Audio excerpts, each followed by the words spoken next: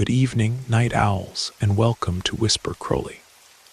Tonight, I will guide you into a world of darkness, hoping to help you relax and unwind.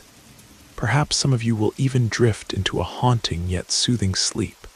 Before we begin, let me know where you're listening from and what time it is for you. And now, we begin.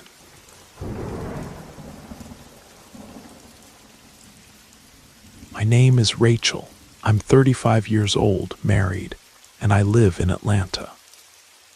I want to share with you something that happened to me during a vacation trip I took to Georgia, specifically to the historic city of Savannah.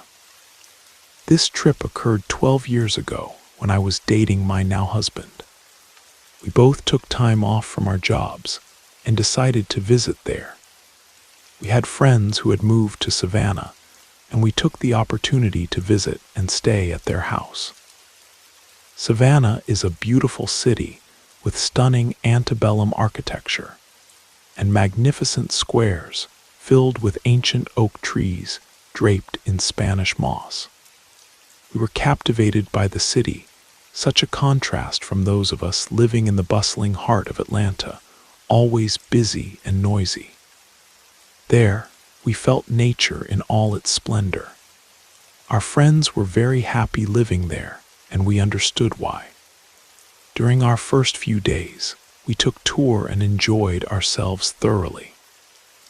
On the third night we were there, we had spent the afternoon exploring Forsyth Park, and when we returned to the house, we had dinner and then went to bed to rest. It was around midnight when I woke up hearing the sound of something being dragged. I wasn't quite sure what it was, but I couldn't get back to sleep. I tried to wake my boyfriend, but he was exhausted and wouldn't wake up. It took me a long time to fall asleep again, and the noise persisted until fatigue finally overcame me. The next day, I decided to mention what had happened. After all, it seemed like no one else had heard anything. I guess everyone was sleeping very heavily. For the next 2 nights, nothing more happened. I didn't hear any more noise and even began to think I might have imagined it all. Until the third night after that first incident, I woke up again around dawn, and there I was, hearing those sounds again. Only this time, they seemed to be closer. Then I realized they sounded like very heavy, dragging footsteps, like someone walking in a very tired manner. I have to explain that the house where we were staying was one of those typical Savannah townhouses where there's no yard separating the street from the house. The doors and windows opened directly onto the street. The room where we were staying faced directly onto the main cobblestone street. This time my boyfriend wasn't too tired and also woke up to the noise. He asked me if I knew what it was. I said no and explained that it wasn't the first time I had heard it. We peered through the crack in the window shutters and couldn't see anything. It was a very dark night, and the neighboring houses already had all their lights off. The street lamps were few and dim. We stayed there listening to that strange noise. Since we realized our friends hadn't woken up to the sound, we decided not to bother them unless it was necessary. The noise continued. It was as if someone was walking up and down the street several times, as if searching for something. Suddenly, my boyfriend, who was peering through the window, almost let out a scream of fright. I asked him what was wrong, and he said he saw a shadow passing very close to the window, but it didn't look like a person because it was translucent, and that's where that noise was coming from. We stayed there in silence while for another hour the sounds continued. After the noise stopped for a while and didn't return, we managed to sleep a little. When we woke up, we met our friends for breakfast and ended up telling them what had happened. They looked at each other, and our friend told her husband that they should have warned us. We were confused and they began to explain. When they first arrived in the city, just like us, they were enchanted. However, after a few days, one night they heard the sound of footsteps right in front of their front door. They went to check, but saw nothing. This was repeated several more times during the night, and several times they saw nothing, until on one last attempt, they spotted a figure in the distance that seemed to walk heavily. But when they looked more carefully, they saw that it was somewhat transparent, thus realizing that something very strange was happening. The next day, they sought out their neighbors to ask if they knew anything about it. A neighbor told them the whole story. In that region, in the early 1800s, there lived Colonel Nathaniel Whitmore, who had an enormous mansion built. To give you an idea of the size, it had 365 windows, one for each day of the year. He spared no expense and built everything with the finest materials that money could buy. He did the same with the furniture and all the household items. He lived there alone, he had no heirs, and when he died, there was no one to inherit the property. Thus, the house remained empty, and the population invaded and took everything inside. Even the materials used in the structures and construction of the house were taken away, and people used them in the construction of their own houses. So most of the houses in that region have something that belonged to Colonel Whitmore's mansion. They say his soul found no rest because of what was done to his house. So he walks through the city during the nights, looking for each part that was taken. There are no reports of him having done any harm to anyone, but people avoid going out at night so as not to encounter his spirit and have him demand back what was stolen from him. Our friends told us they only believed that story because they saw the specter on the street with their own eyes. They didn't tell us anything because they were certain we wouldn't believe them if they told us, and they hoped that during the time we were there, the colonel wouldn't appear. No one knows which days he appears. Sometimes a good while passes without anything being heard, but there are times when he passes by for several days in a row. In the end, our friends adapted to it and simply began to ignore the sounds, just as the other residents of the city did, who had been living with this for many, many years. I confess it was really hard to believe if I hadn't witnessed it myself, but I understand that people got used to it. After all, there are many things we don't know about this world. I also felt a bit sorry for that restless soul, who knows for how long will remain in this torment.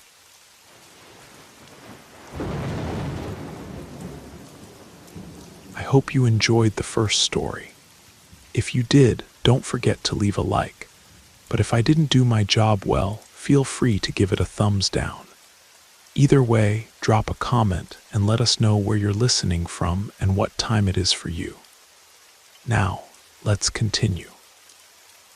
My name is Jake, and what I'm about to tell you happened to me in the city of Lafayette, Louisiana. I was delivering a load of ceramic tiles to some construction supply stores. I've been a truck driver for more than 18 years, and I had never encountered anything like this before, nor had I heard of such a thing. I grabbed the bottle and filled my glass with some bourbon to give me courage. I was at a barbecue with friends when we were attacked. I'm not joking. I very nearly died that night, and the worst part is, I don't know if you'll believe me, but what attacked us wasn't a man. It was like a monster, similar to a man mixed with a wild boar, some kind of apparition. Wait a minute, Jake. I was born in Lafayette, and the creature you're describing can only be the Rougarou. It's one of the oldest and most frightening legends of our city. Let me tell you a bit about this legend, then you can tell your story. Julia looked at my truck and saw it was dented. The only thing I had to replace was the diesel tank of the truck. It cost me more than $2,000. But go ahead, I want to see if your legend resembles the creature that attacked us. All right, Jake. Everything leads us to believe that these legends were brought by the French settlers and were reinforced by the African slaves in the mid-1700s. Many people were accused of turning into wolves or beasts, and one of them was old Pierre Boudreau, a man who lived in the Pink House on Vermilion Street. They said that at midnight on Friday nights, he would become a black beast that would chase people who crossed his path, kill them, and eat them without leaving any remains to be buried. The most famous case we have was that of Benedict Thibodeaux, the grandfather of the former mayor. He was returning home after a card game. He was a local merchant. Benedict saw an enormous beast staring at him. He got chills, but needed to turn the corner to get home. It was at that moment that the beast charged at him. He had to run to the gate of his residence, thus escaping the attack of the apparition. On that same corner where his grandfather lived, Benedict Thibodeaux died many years later. Many claim that place is cursed. They also say the beast feeds on fetuses, unbaptized children, corpses, carrion, and excrement of other animals. To wound it fatally, you need to hit it in the little toe with a blessed bullet, or one rubbed with altar candle wax. To break the curse, you need to be baptized by the oldest or middle brother, and receive it in the baptismal font. I heard from my mother's mouth that Mr. Raymond fired 2 shots one Thursday night when he saw a creature eating animal excrement in the pig pen. According to him, the creature had black eyes, was dark gray, drooled a lot, and appeared to be sick. He went back slowly without making noise, got his shotgun, and loaded it. He came out very carefully, aimed, and fired. The first shot spread and hit the creature. The shotgun was single shot, so he reloaded and fired the second shot, but the creature was already far away. Jake then said, "What I saw, my dear teacher, was a humanoid. It must have been more than 7 feet tall. The fur was gray. The head was that of a wild boar with sharp teeth, enormous tusks in the jaw, very similar to your story.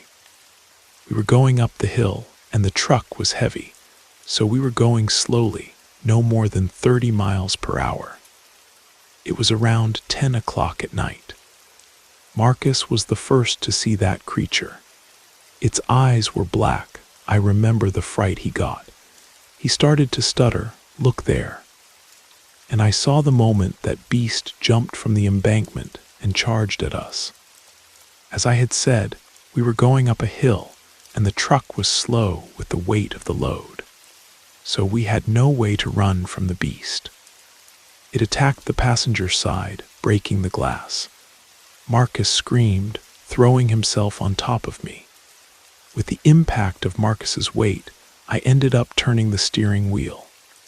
The truck got sideways in the middle of the road. That thing managed to grab Marcus's foot and pull him out. I only had time to grab my .38 and fired 3 shots at the beast, making it release Marcus. He then ran back to the cab. That thing started circling and hitting the truck. I fired 2 more shots and only had 1 bullet left. I don't usually carry ammunition with me, so I started the truck again, turned the wheel completely, and began to go down the hill. It was at that moment that the beast broke the diesel tank. Even so, we were going down the hill when that thing managed to climb on top of the truck. It was already on top of the cab, and at that moment I stepped on the brake and it fell in front. It got up, and I fired my last shot right in the middle of the beast's chest. The creature let out a scream of pain and lunged at us. We were going to die if it weren't for unexpected help. I heard a shot that hit the creature's torso. It fell to the ground, and more shots followed. 5 men emerged, firing at that beast. It ran toward the ravine, trying to escape. One of the men released some dogs, and a chase began. The beast was killed by the dogs. Those 5 men were drug dealers and bank robbers, dangerous criminals. They helped us that night. I owe them a debt of gratitude. I don't care if they're criminals. I know by God that if it weren't for them, we would be dead. Marcus still limps today with the injury to his right ankle. And this, Julia, is the difference between reality and legend.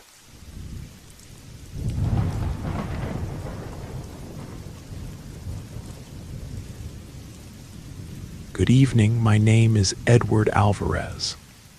I'm a subscriber to this channel and also part of the group, which, by the way, is the best at the moment.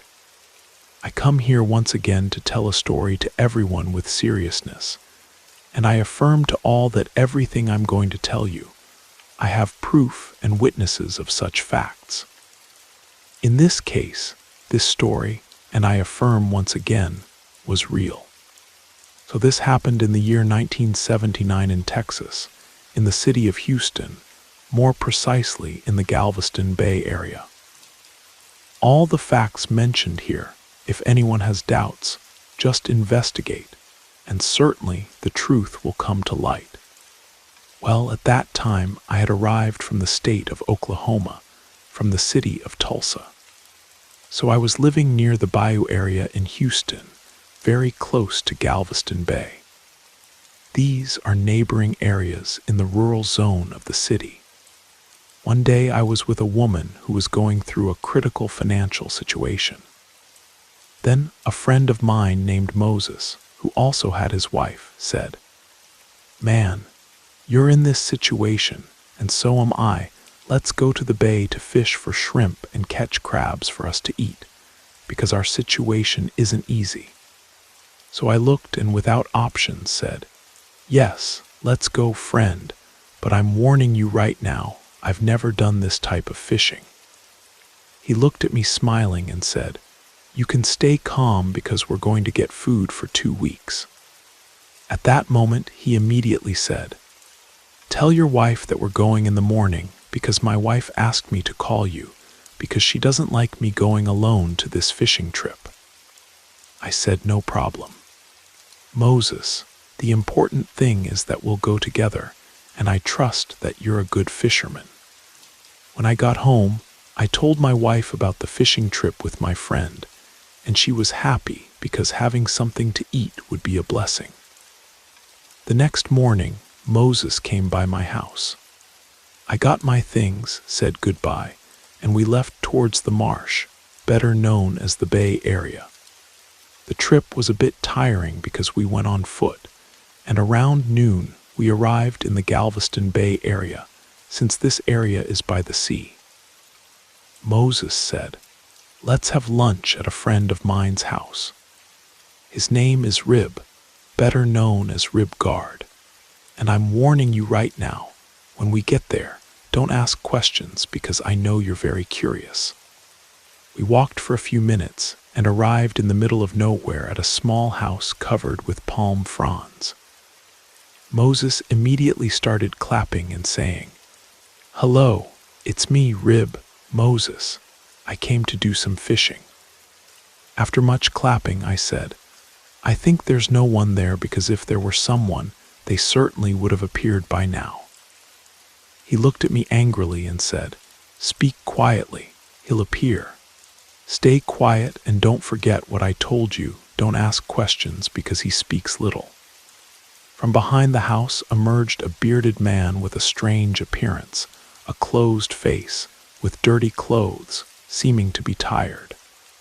But I pretended everything was normal.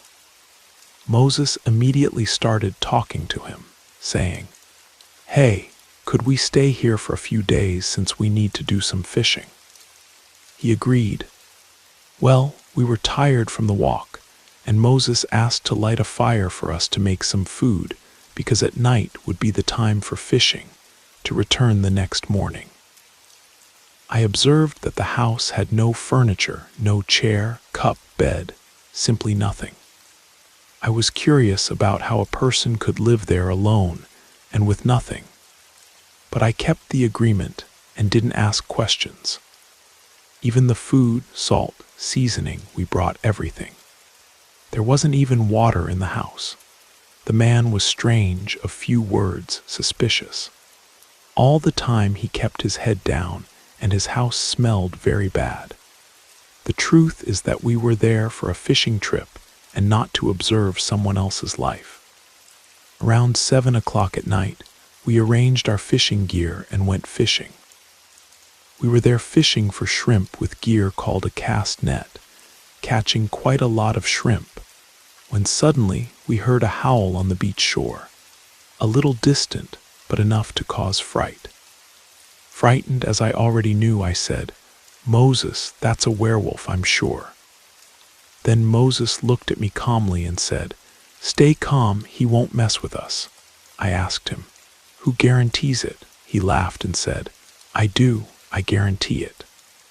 Looking directly into my eyes, Moses said, "Stay calm, Edward, because that werewolf is Rib, and when he's transformed, he has consciousness. You can stay calm." We were there in the water when about 50 feet from the beach shore appeared that hideous being of horrible appearance. Its mouth dripped slime, and its yellow eyes looked like lights.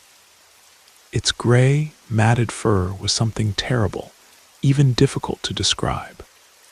It stayed there eating what I think was a dead animal on the beach. Maybe a dog, I don't know, because I tried not to look much.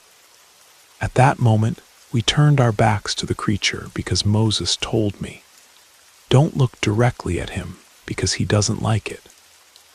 The creature broke the bones of the animal carcass, and you could hear everything, and an unbearable stench took over the place. We stayed there motionless until the diabolic beast left the place. We had already fished enough, so we had to return to sleep at Ribgard's house. We left the water looking in all directions, and I asked, "Are you sure he won't mess with us?" My friend answered, "Stay calm, Edward. When we get to his house, he won't even be there. He only arrives there around 4 in the morning, and if you're awake, pretend you're sleeping for our own good." Well, even suspicious, we went to Ribgard's house, and upon arriving, we roasted the shrimp and set up our hammocks. We lay down to sleep, and really, around 4 in the morning, as he had said before, we heard something heavy circling the house making strange noises. I sat up in the hammock and Moses said, "Lie down, man, stay quiet and pretend you're sleeping." I did what he asked. I heard strange screams like grunting, and gradually it stopped and silence prevailed. Even frightened, I managed to sleep due to fatigue. In the morning, I woke up early and called Moses, saying, "Let's go, man, this adventure has already gone too far. The fishing was good, but our wives are waiting." We got our things and Moses said, "Wait a moment. I'm going to say goodbye to Rib. Stay here waiting for me." He went behind the house, and I, from the corner of my eye, observed that man lying on the ground completely naked and with scars all over his body, lying on the ground curled up. Moses said, "Rib, we're leaving now." And he threw 2 packs of tobacco and a lighter on the ground near him and said, "Look, here's what I brought for you to smoke." We left that place with plenty of shrimp for about 2 weeks, really, but with a rough experience that almost no one would believe.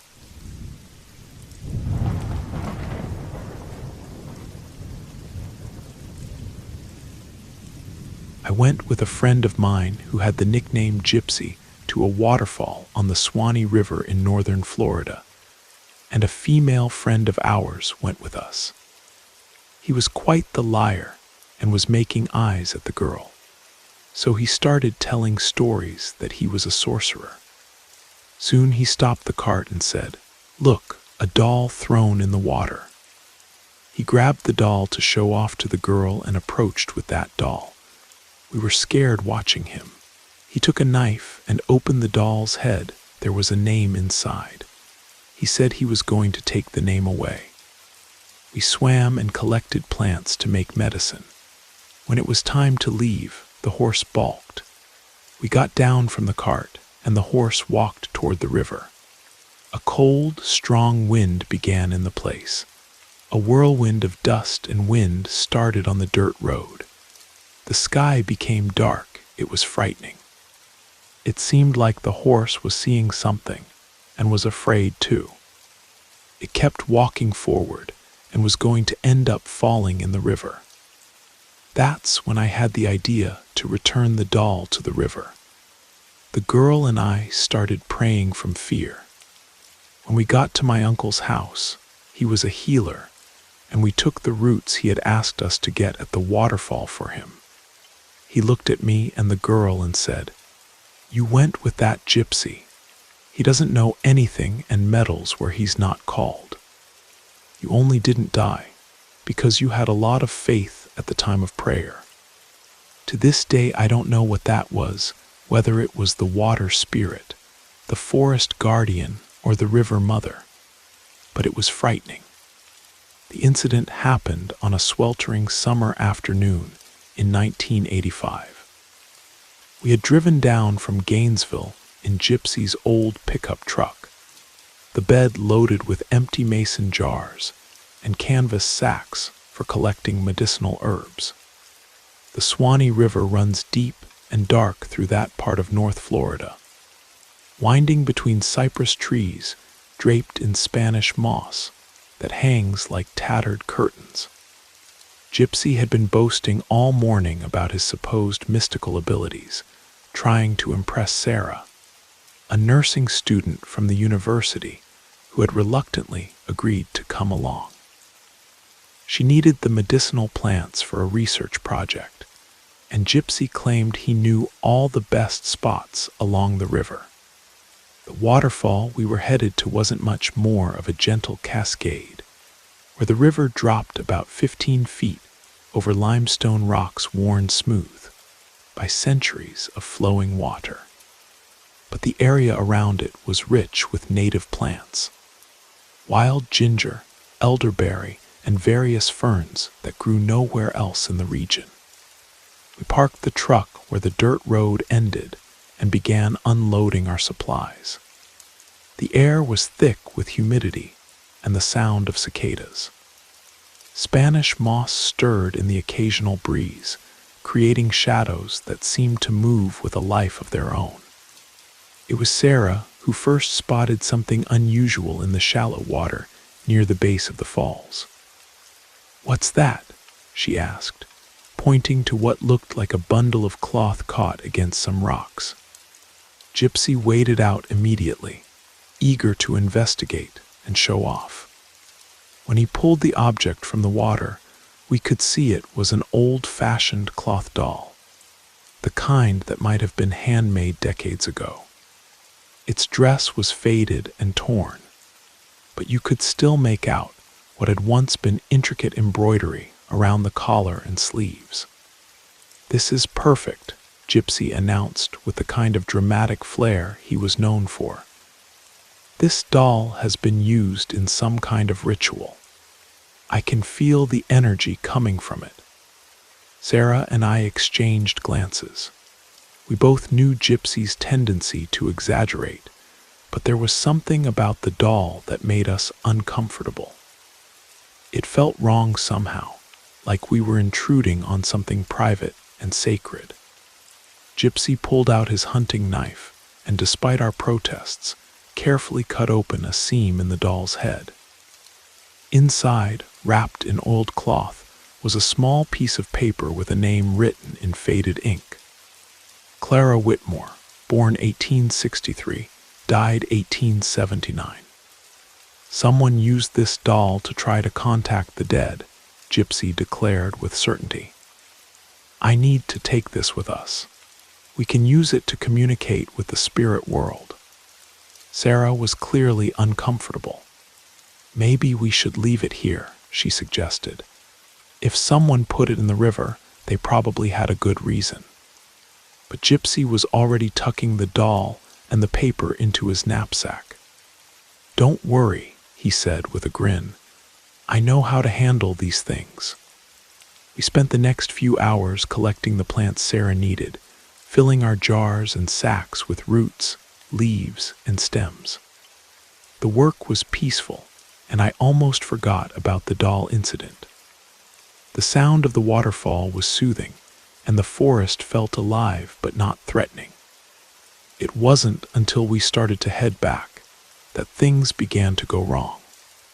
Old Blue, Gypsy's usually reliable horse that we'd borrowed to pull the cart loaded with our harvest, suddenly stopped dead in his tracks about halfway back to where we'd left the truck. No amount of coaxing or gentle prodding would make him move forward. What's wrong with him? Sarah asked, patting the horse's neck. Blue's ears were pinned back and his eyes were rolling white with fear. That's when the wind started. It came from nowhere, a cold blast that seemed impossible given the heat of the day. The temperature dropped at least 20 degrees in a matter of seconds. Dead leaves that had been lying still on the forest floor suddenly swirled up around us in a tight spiral, creating a miniature tornado of debris. The sky, which had been clear blue just moments before, began to darken with clouds that seemed to materialize out of thin air. The Spanish moss hanging from the trees whipped back and forth violently, and somewhere in the distance, we could hear what sounded like voices faint, but definitely human, calling out in distress. Old Blue began to panic, rearing up and nearly overturning the cart. Without warning, he broke free from his traces and bolted, not toward the truck where we'd come from, but straight toward the river. He's heading for the water. Sarah screamed over the howling wind. He'll drown if he goes in there. The three of us ran after the terrified horse, stumbling over roots and dodging low-hanging branches. The wind was so strong now that it was hard to stay on our feet. Dust and debris stung our eyes and filled our mouths. Just as Old Blue reached the riverbank, something inside me clicked. I grabbed Gypsy by the shoulder and shouted, "The doll! We have to put the doll back." "What?" he yelled back, barely audible over the wind. "The doll," I repeated. "Whatever we disturbed, we need to put it back where we found it." For once, Gypsy didn't argue. He pulled the cloth doll from his knapsack, and together the three of us waded into the shallow water. The wind seemed to be pulling us toward the deeper part of the river, and Old Blue was standing chest-deep in the current, trembling but no longer trying to go deeper. I placed the doll carefully back among the rocks where Gypsy had found it, making sure the paper with Clara's name was still tucked inside. As soon as I let go of it, Sarah grabbed my hand and began to pray. Not any particular prayer that I recognized, just earnest words asking for forgiveness and peace. The change was immediate and dramatic. The wind stopped as suddenly as it had started. The dark clouds began to break apart, letting shafts of normal afternoon sunlight filter through. The forest sounds returned: birds singing, insects buzzing, the gentle splash of the waterfall. Old Blue calmly walked out of the river and stood waiting for us, as docile as ever. The three of us didn't speak much on the drive back to town. When we finally reached my uncle's house, he was known throughout the county as a healer and wise man. He took one look at us and immediately knew something had gone wrong. "You went with that fool Gypsy, didn't you?"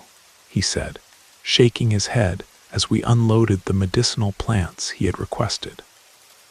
That boy doesn't know the first thing about the spiritual world, but he meddles where he has no business meddling. Uncle Jesse examined each of the plants we'd brought him, nodding with approval at their quality. Then he turned to face us directly, his weathered face serious. "You three are lucky to be alive," he said quietly.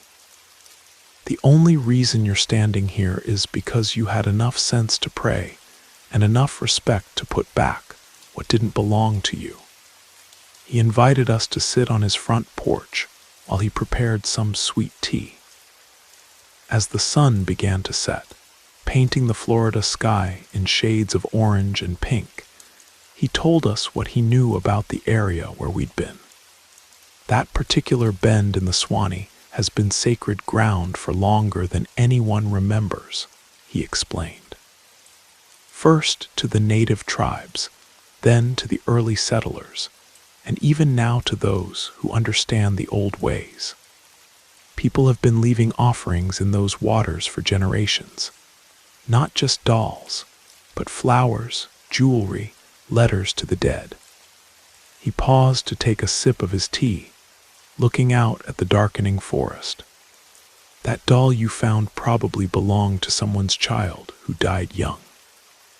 Back in the old days, when a child passed, sometimes the family would make a doll in their likeness and place it in running water as a way to help the spirit find peace. The current would carry their prayers to whatever comes after. Sarah shifted uncomfortably in her chair. So we disturbed a funeral rite. More than that, Uncle Jesse replied. You took something that was never meant to leave that place.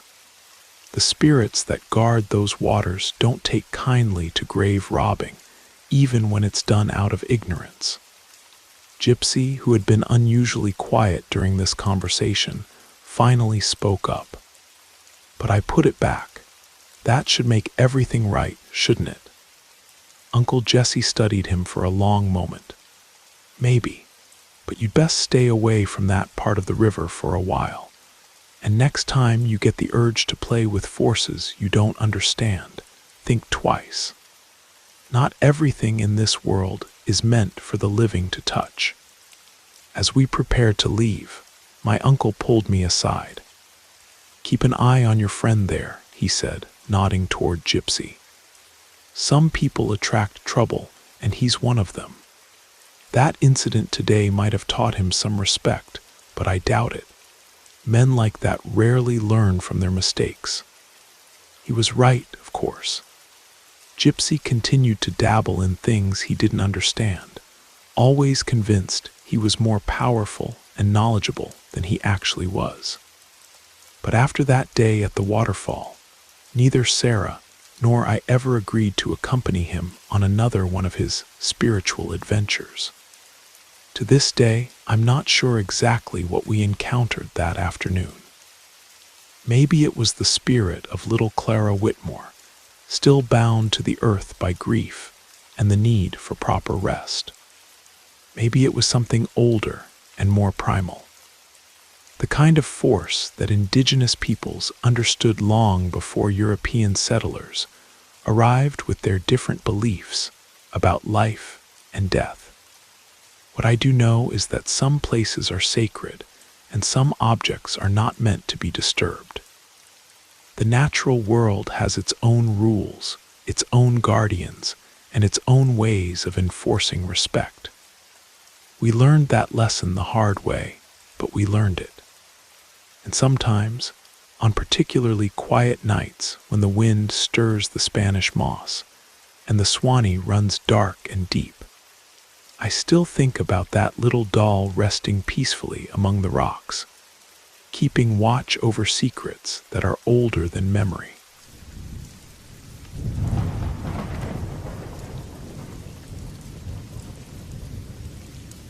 I need to tell this story anonymously because I signed a non-disclosure agreement when I left my job. But what happened to me at Westfield Commons Shopping Mall in Phoenix, Arizona, is too disturbing to keep to myself. I'm not the only security guard who experienced these things, and I think people deserve to know the truth about that place. I moved to Phoenix from Mexico when I was 19, chasing the American dream like so many others. The security guard position at Westfield Commons was my first real job, and I was determined to prove myself. The mall was smaller than some of the major shopping centers in Phoenix, but it was busy enough to stay profitable. When they offered me the night shift, the manager mentioned that they'd had trouble keeping guards in that position. Most quit within a week or two, and they couldn't seem to find anyone who would stick with the job long term. They never explained why this kept happening, and honestly, I didn't care. The pay was good, and I needed the income. I spent the afternoon getting familiar with the layout and receiving training on the security procedures. The mall had 2 levels, with a food court on the upper floor and a mix of retail stores on both levels. My job was to monitor the security cameras from a small office near the main entrance and patrol the building periodically throughout the night. My shift started at 11 p.m. after the last shoppers and employees had left for the evening. I decided to grab something to eat from one of the vending machines in the food court before settling in for the night. And I called my aunt to let her know I'd gotten the job and wouldn't be home until 7 in the morning. While I was eating and talking on the phone, an older Mexican man approached me. He was wearing a custodial uniform and had been cleaning tables nearby. When he heard me speaking Spanish, he introduced himself as Carlos and said he'd been working at the mall for over a year. Carlos was friendly and seemed genuinely happy to meet another Mexican employee. He gave me some general advice about the job and the management, but I could tell he wanted to say something else. He kept hesitating, as if he wasn't sure whether to share whatever was on his mind. I told him he could speak freely, and that I appreciated any guidance he could offer. That's when his expression became serious, and he told me something that I initially dismissed as superstition. He said that night security guards at the mall rarely lasted more than a week or two, and there were disturbing rumors about supernatural activity in one of the stores on the upper level. It was a clothing store filled with mannequins, and according to Carlos, multiple guards had reported strange occurrences there.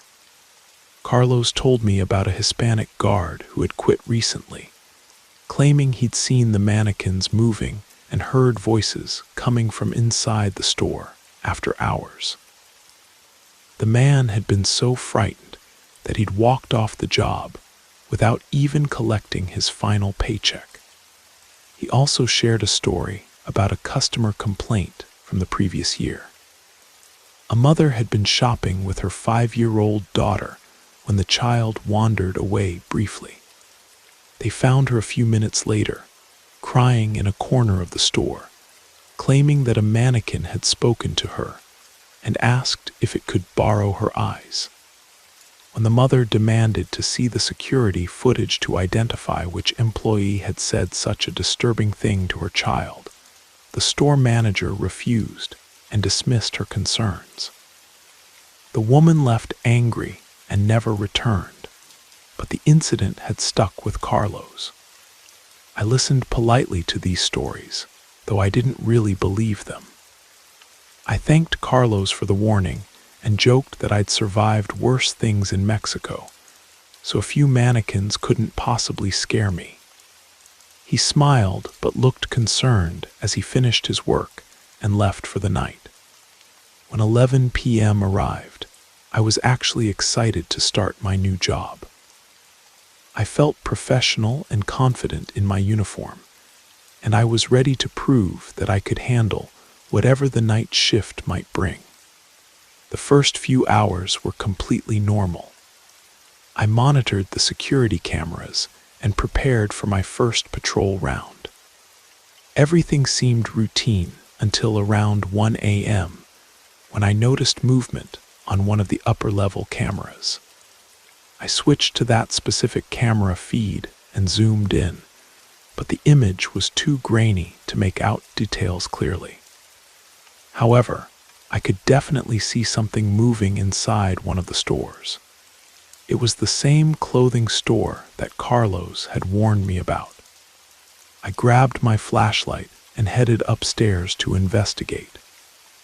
Despite the stories Carlos had told me, I was still skeptical and figured there had to be a reasonable explanation for what I was seeing. When I reached the store, everything appeared normal from the outside. The mannequins were positioned throughout the space, wearing the latest fashions and arranged to attract customers. Some of them were incredibly lifelike, with detailed facial features and realistic hair, but they were all properly positioned where they belonged. I couldn't enter the store since it was secured with both locks and an alarm system, so I could only observe from the corridor. Everything looked exactly as it should, so I returned to my security station, thinking I'd imagined the movement on the camera.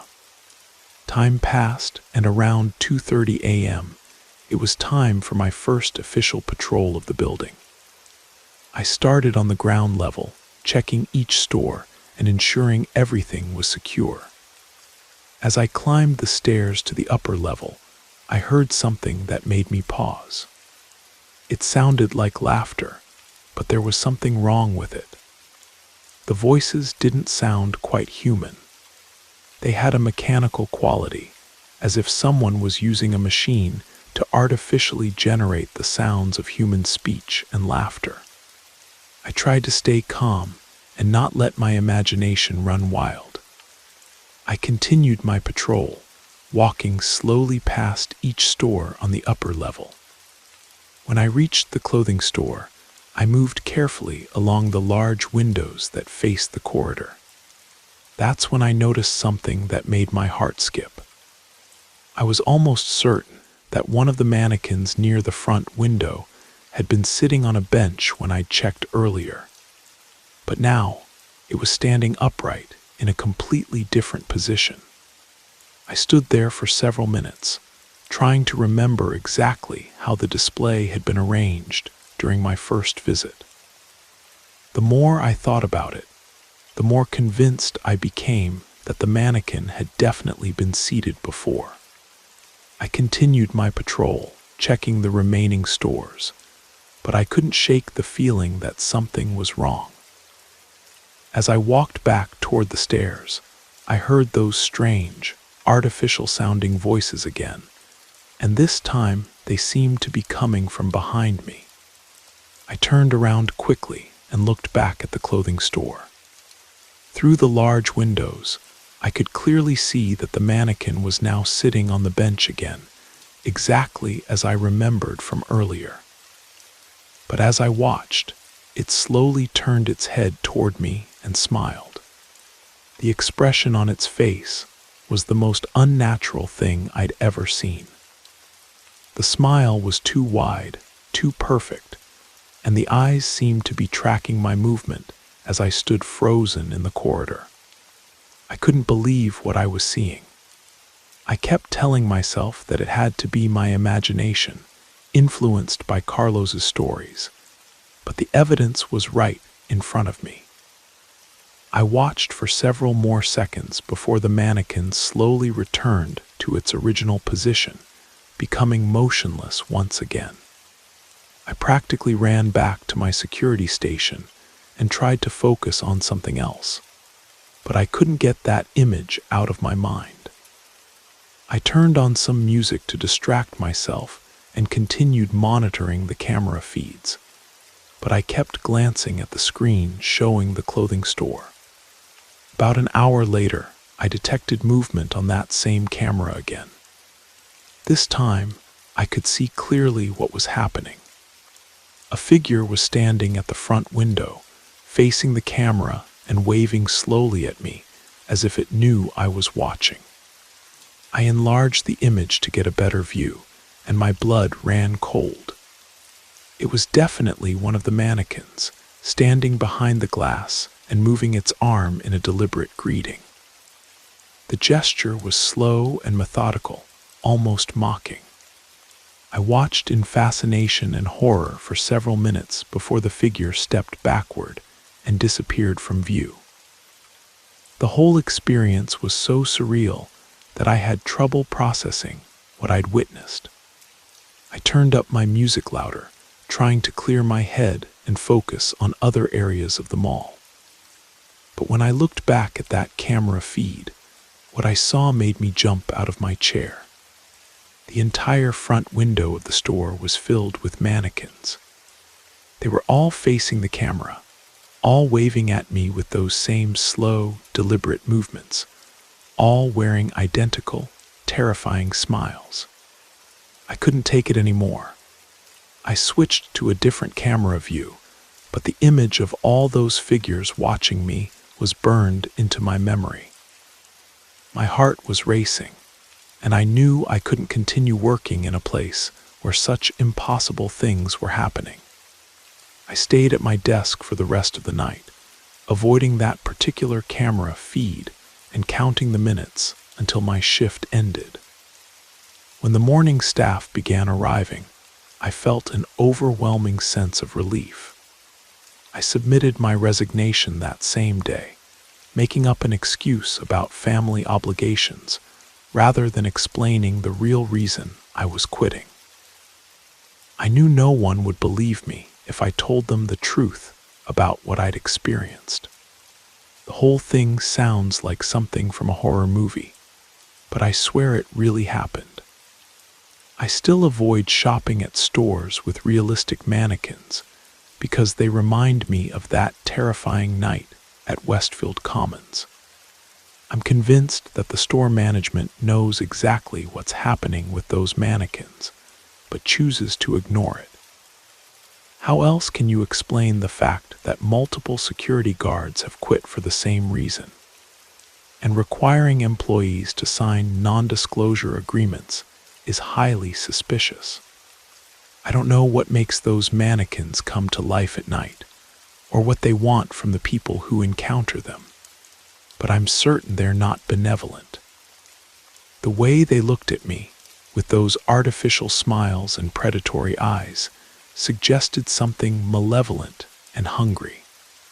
I just hope that whoever took my place was better prepared for what they might encounter, or that the store has finally addressed whatever supernatural problem exists there. Some jobs simply aren't worth any amount of money, especially when they put your sanity and safety at risk.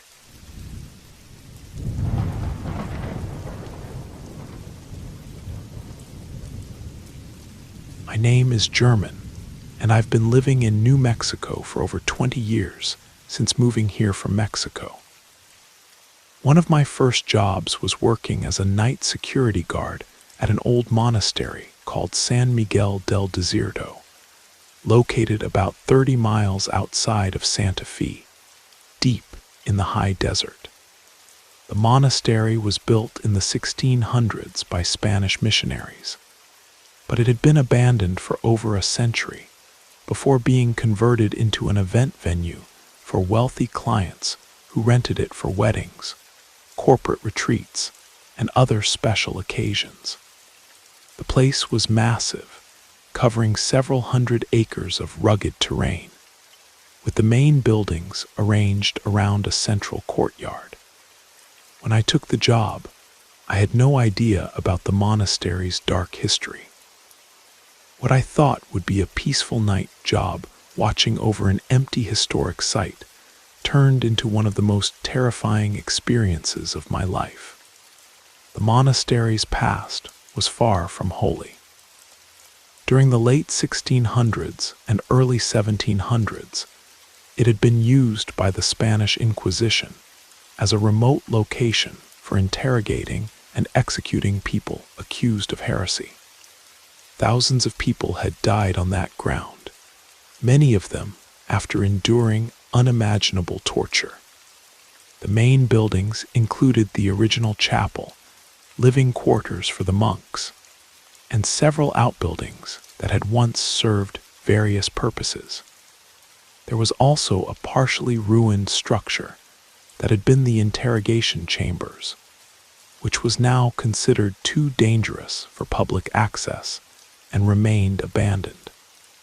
My job was to patrol the grounds throughout the night, ensure no one broke into the buildings, and monitor the property from a small guardhouse near the main entrance.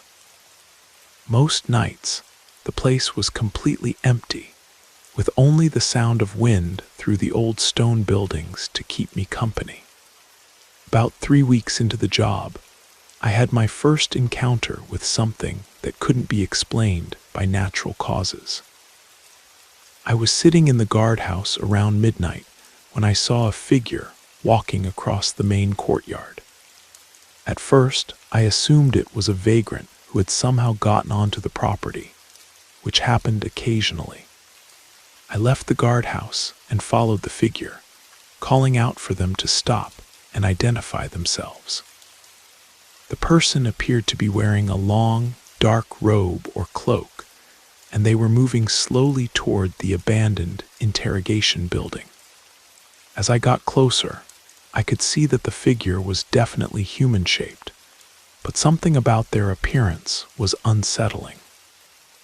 The robes seemed to flow and move in ways that didn't match the light breeze that night, and I couldn't make out any features beneath the hood. I continued following as the figure climbed the crumbling stone steps that led to the upper level of the ruined building. When I called out again, demanding that they stop and explain their presence on the property, the figure paused on the stairs but didn't turn around. That's when I realized I couldn't see a face beneath the hood. Where there should have been human features, there was only darkness, as if the hood contained nothing but shadow. My hands started shaking, and I dropped my flashlight, which clattered down the stone steps. The sound seemed to break whatever spell had held me frozen, and the figure continued up the stairs without acknowledging me.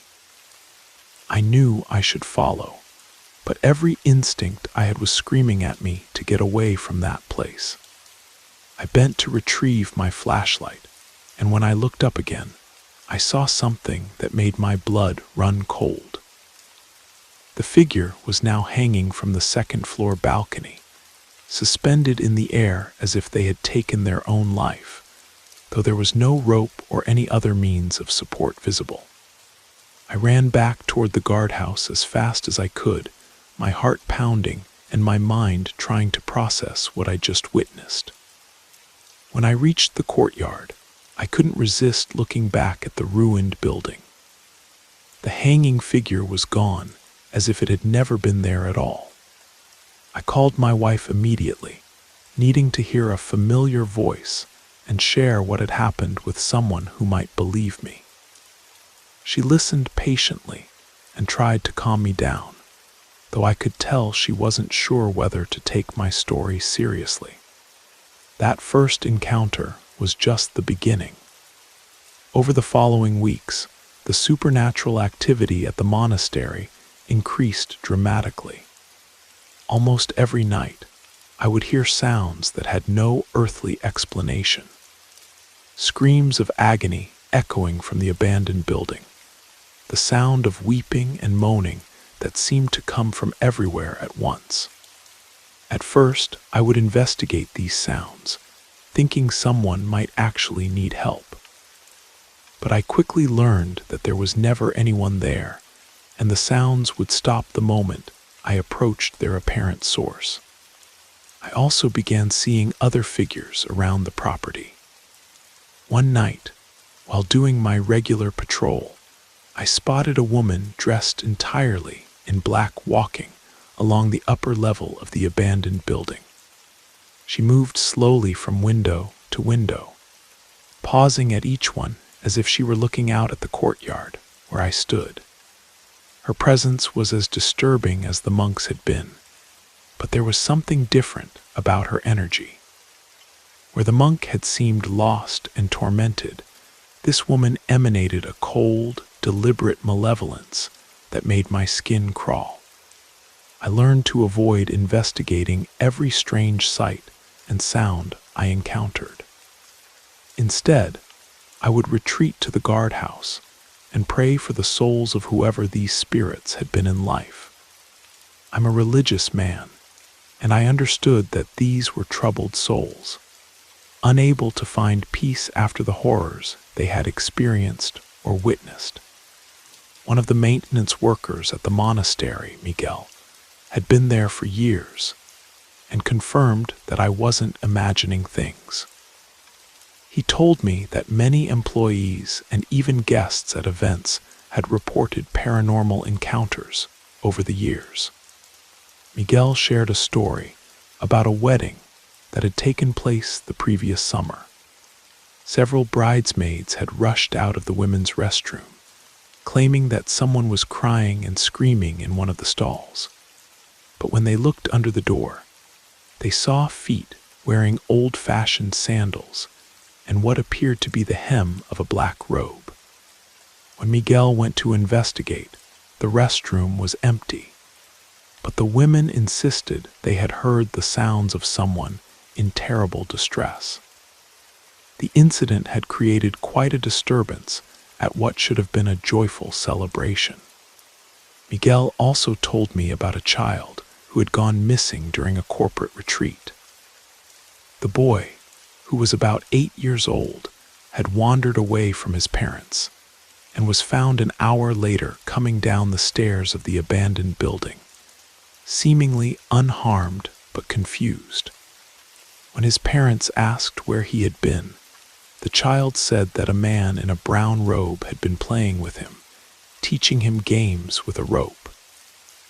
The description matched the monk I had encountered, and the mention of a rope made everyone uncomfortable, given what I had witnessed on the stairs. When security staff searched the abandoned building, they found no evidence that anyone had been there.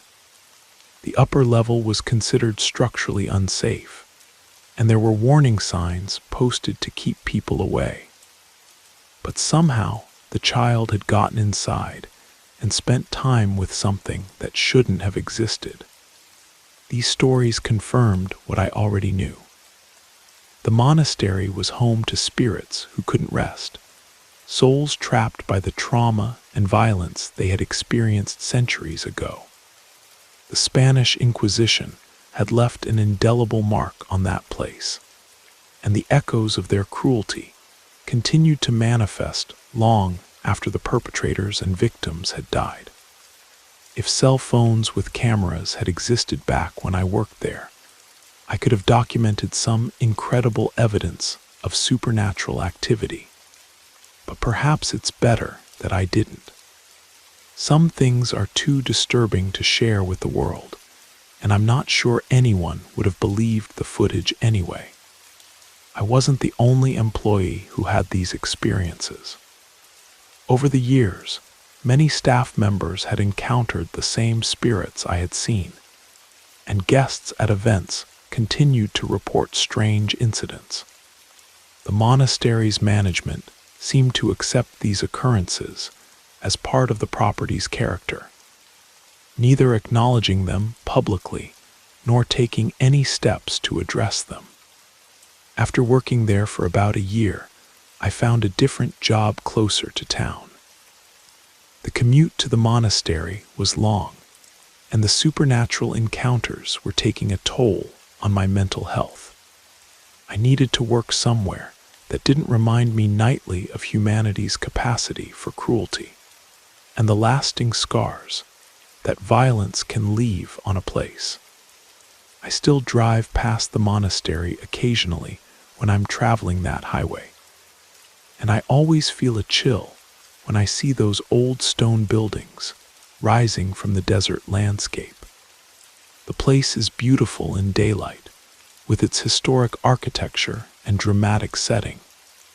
but I know what awakens there after dark. The souls trapped at San Miguel del Desierto will probably never find peace. They're bound to that place by the intensity of their suffering, doomed to replay their final moments for eternity. The monastery may serve as a venue for celebrations now, but it remains fundamentally a place of sorrow and unresolved pain.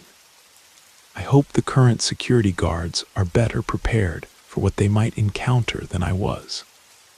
Working alone in a place with such a dark history requires a special kind of courage, or perhaps a special kind of ignorance about what really happened there centuries ago.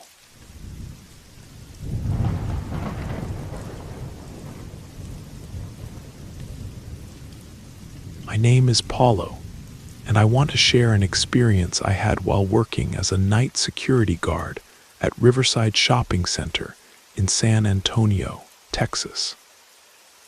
This happened about 4 years ago, and even now, thinking about those months makes me uncomfortable. Riverside was a mid-sized shopping center with 2 levels and a good mix of stores. From clothing retailers to electronic shops to a large department store that anchored the upper floor. It was a popular destination for families, especially on weekends. And during the day, it was always bustling with activity. On my first night, the day shift security guard, Robert, stayed late to show me around and explain the routine. During our conversation, he mentioned something that seemed odd at the time, though I didn't think much of it initially. Robert told me that if I heard voices coming from the second floor during my shift, I shouldn't be alarmed and should just ignore them. He explained that he used to work nights himself before transferring to days, and he'd been caught off guard by the sounds when no one had warned him about them. When I asked who was making the voices, Robert said it was never anyone.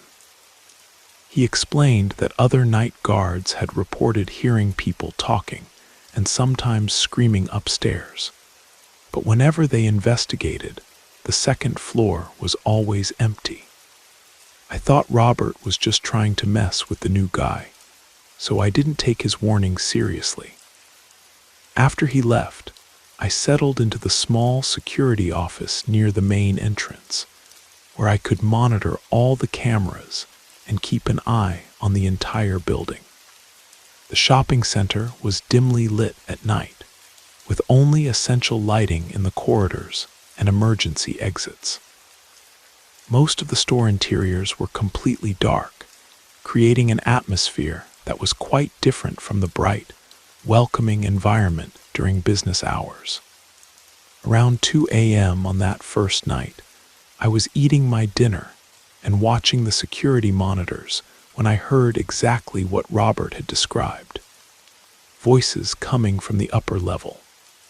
But these weren't just casual conversation. They were sounds of people in distress, crying out as if they were in pain or fear. I opened the security office door and listened more carefully. The sounds were definitely coming from upstairs, and they were getting louder and more desperate.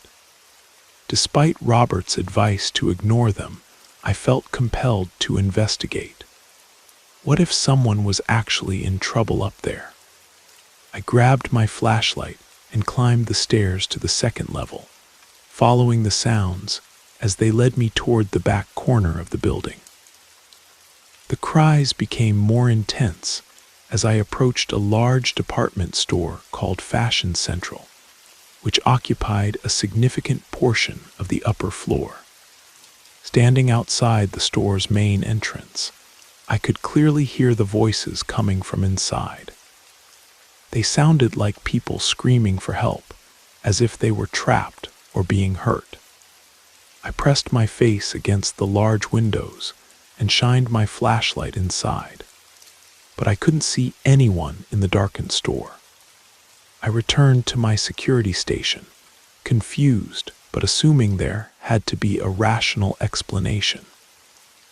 Maybe the sounds were coming from outside the building, or perhaps there was some kind of audio equipment malfunction. But the voices continued until about 3 a.m., then stopped abruptly, leaving the building in complete silence. The rest of the night passed without incident, and when the morning staff began arriving, I felt relieved to have other people in the building. But I couldn't stop thinking about what I'd heard, so I decided to ask around and see if anyone else knew about the strange sounds. That afternoon, I met my friend Linda for lunch and mentioned my new job. When I told her which shopping center I was working at, her expression changed dramatically. She asked if I knew about the tragedy that had happened there several years earlier.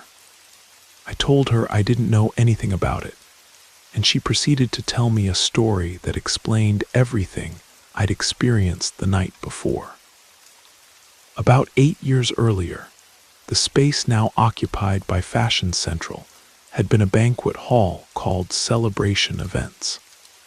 One evening, they were hosting a bachelorette party when a gas leak developed in the kitchen area. No one noticed the problem until it was too late. An explosion tore through the building, killing several kitchen staff members instantly and severely injuring many of the party guests, including the bride-to-be. The tragedy had been major news in San Antonio at the time, but I'd been living in El Paso then and hadn't heard about it. According to Linda, the space had remained empty for over 2 years after the explosion, with the entire section of the shopping center cordoned off, while investigators and insurance companies sorted through the aftermath. Eventually, Fashion Central had leased the space and renovated it completely. But Linda said many people in the community still felt uncomfortable shopping there because of what had happened. After learning this history, I understood that the voices I was hearing each night were the echoes of that terrible tragedy. The people who had died in the explosion were somehow still trapped in that location, reliving their final moments of terror and pain. I continued working at Riverside for several more months, but my attitude toward the job changed completely. I was no longer curious about the sounds from upstairs. Instead, I dreaded them. Every night at exactly 2 a.m., the screaming would begin, lasting for about an hour before fading away. I started bringing headphones to work and playing music at high volume to block out the sounds. I couldn't bear to listen to those desperate cries for help, knowing there was nothing I could do to ease their suffering. Robert, the day guard who had warned me, became a good friend during my time there. He told me that when he'd worked nights, he had occasionally seen shadowy figures moving around inside Fashion Central, appearing and disappearing like smoke. He'd also heard from some of the store employees that strange things happened even during business hours. According to Robert, shopping carts would sometimes move by themselves when the store was nearly empty, and employees working late would hear conversations coming from the manager's office when no one was supposed to be there. Several staff members had requested transfers to other stores because they felt uncomfortable working in that location. The most disturbing story Robert shared was about a customer who had approached store security, claiming she could hear people crying for help from somewhere inside Fashion Central. When security investigated, they found nothing unusual, but the woman insisted the sounds were real and seemed to be coming from beneath the floor. This made sense to me because I knew that victims of the explosion had been trapped under debris when part of the ceiling collapsed. Some had survived for hours before rescue workers could reach them, and their cries for help had been the last sounds they'd made. I left my job at Riverside when I found a better opportunity elsewhere. But those months of listening to the nightly screams had left their mark on me. I still have trouble sleeping sometimes, remembering the desperate voices of people who died in that explosion.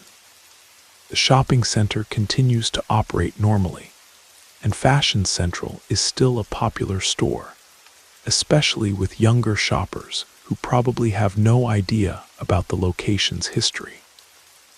But I know that every night at 2 a.m., the past comes alive again in that building. The victims of the explosion are still there, their final moments playing out repeatedly in the place where their lives ended so suddenly and violently. I hope they find peace someday, but I suspect they'll remain trapped there as long as the building stands, forever reliving that terrible night when celebration turned to tragedy in an instant. For anyone who might work security at that shopping center in the future, my advice is the same as Robert's. When you hear the voices, just ignore them. There's nothing you can do to help those poor souls, and investigating will only disturb your own peace of mind. Some echoes from the past are too painful to confront directly.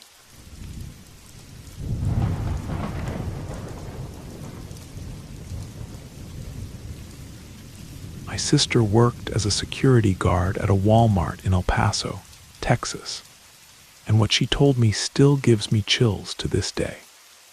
It was a Tuesday evening in October when her supervisor assigned her to check the storage attic above the main floor, a place where they kept seasonal decorations, old signage, and various supplies that hadn't been touched in months.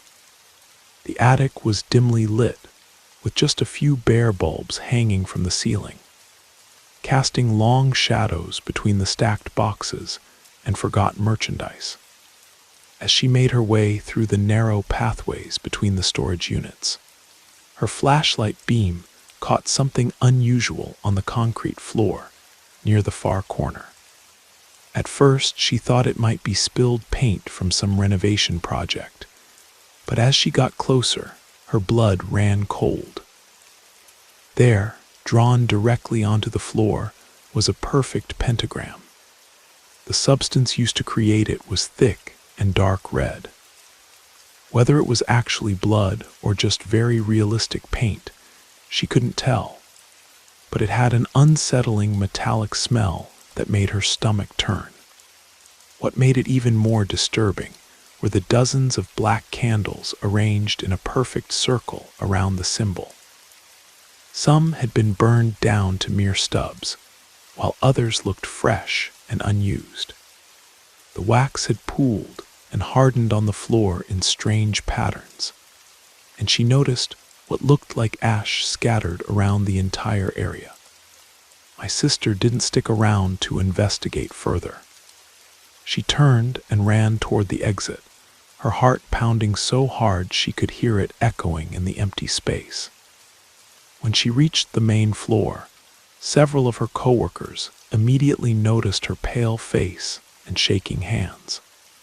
After they managed to calm her down and she explained what she'd seen, they convinced her to continue with her rounds.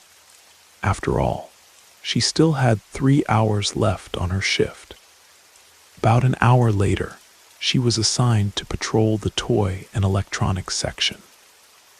The store had closed for the night, so the entire area was dark except for the emergency lighting. As she walked past a display of battery-operated dolls, those expensive ones that could walk and talk, something impossible happened. One by one, the dolls began turning on by themselves. Their eyes lit up with an eerie blue glow, and they started speaking in their programmed phrases. "Let's be friends. Want to play with me? Mommy, where are you?" The voices overlapped and created this haunting chorus that seemed to follow her as she moved through the aisle. Then, as if that wasn't terrifying enough, every television in the electronics department suddenly flickered to life. The screens displayed nothing but static at first, but then they all synchronized to show the same image. A dark room with what appeared to be the same pentagram she discovered upstairs. My sister couldn't take any more. She radioed her supervisor, said she was feeling sick, and asked to leave early. That night, she barely slept, and first thing the next morning, she submitted her resignation letter. She never went back to that store, not even as a customer. Later, we found out from other employees that the attic incident wasn't isolated. Apparently, several night shift workers had reported strange occurrences over the years, but management had always dismissed these reports as pranks or overactive imaginations. After my sister's experience, though, they finally decided to have the entire building blessed by a local priest. To this day, she swears that what she saw was real. And honestly, knowing my sister, she's not the type to make up stories or scare easily. I believe every word of it.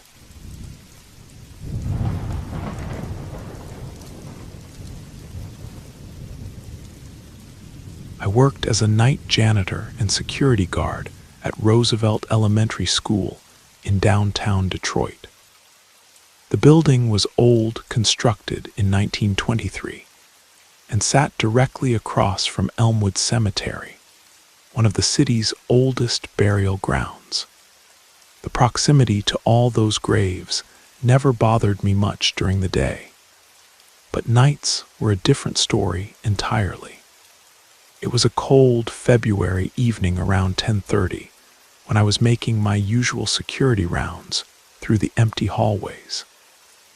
The only sounds were my footsteps echoing off the polished linoleum and the occasional settling creaks that old buildings make.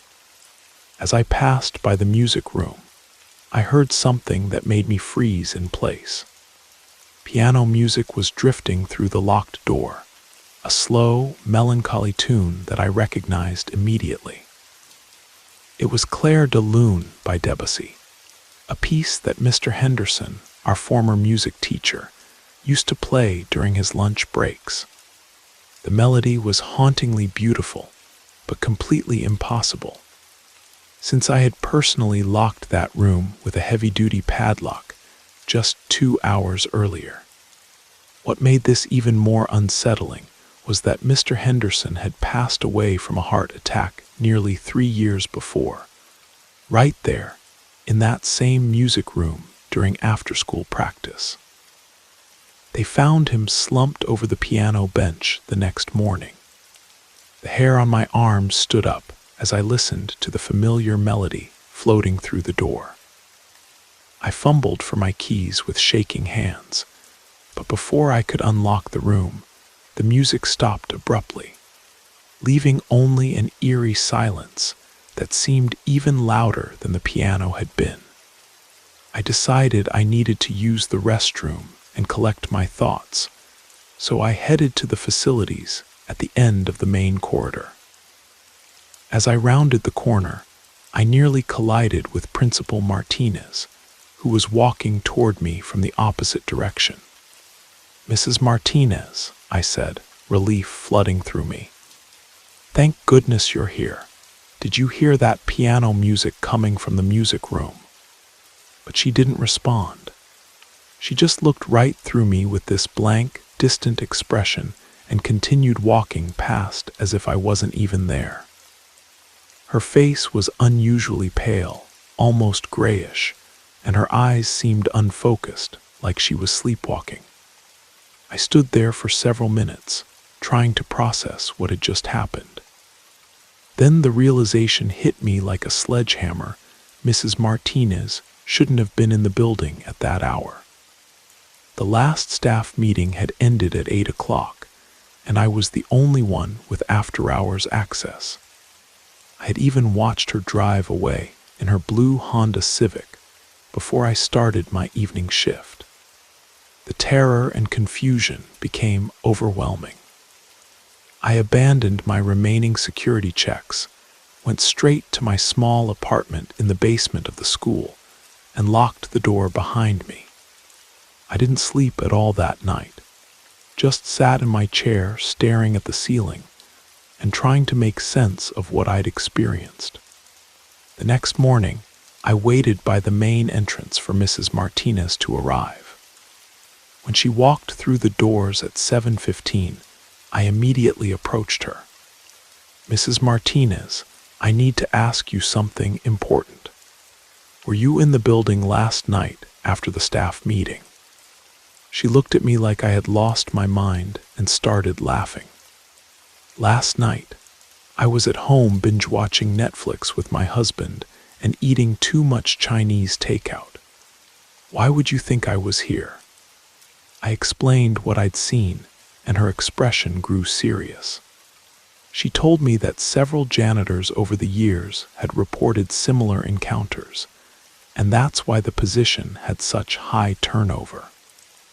Within a week, she had arranged for Father O'Brien from St.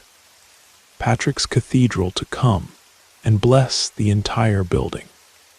I kept working there for another 6 months, but I never again heard piano music after hours, and I never saw Mrs. Martinez's doppelganger wandering the halls. Whatever had been trapped in that old school seemed to have finally found peace.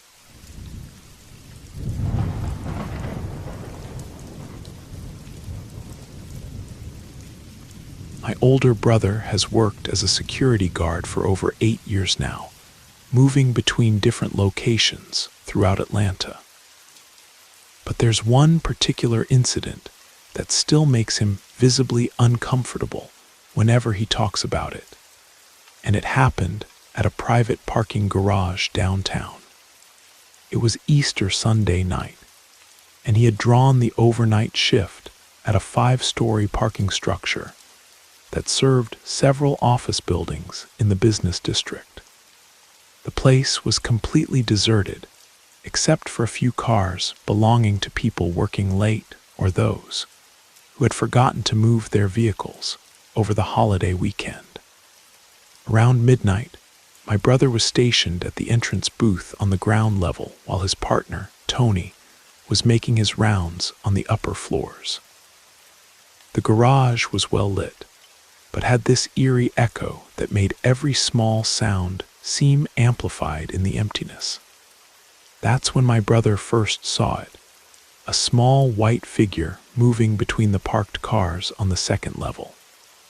From his position at the entrance, he could see through the open-sided structure to the level above.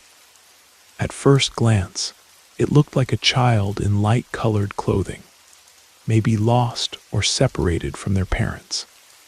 "Hey," he called out, but his voice just echoed uselessly through the concrete structure.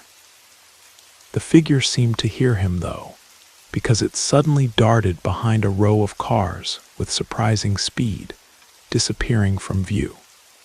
My brother immediately radioed Tony to report what he'd seen.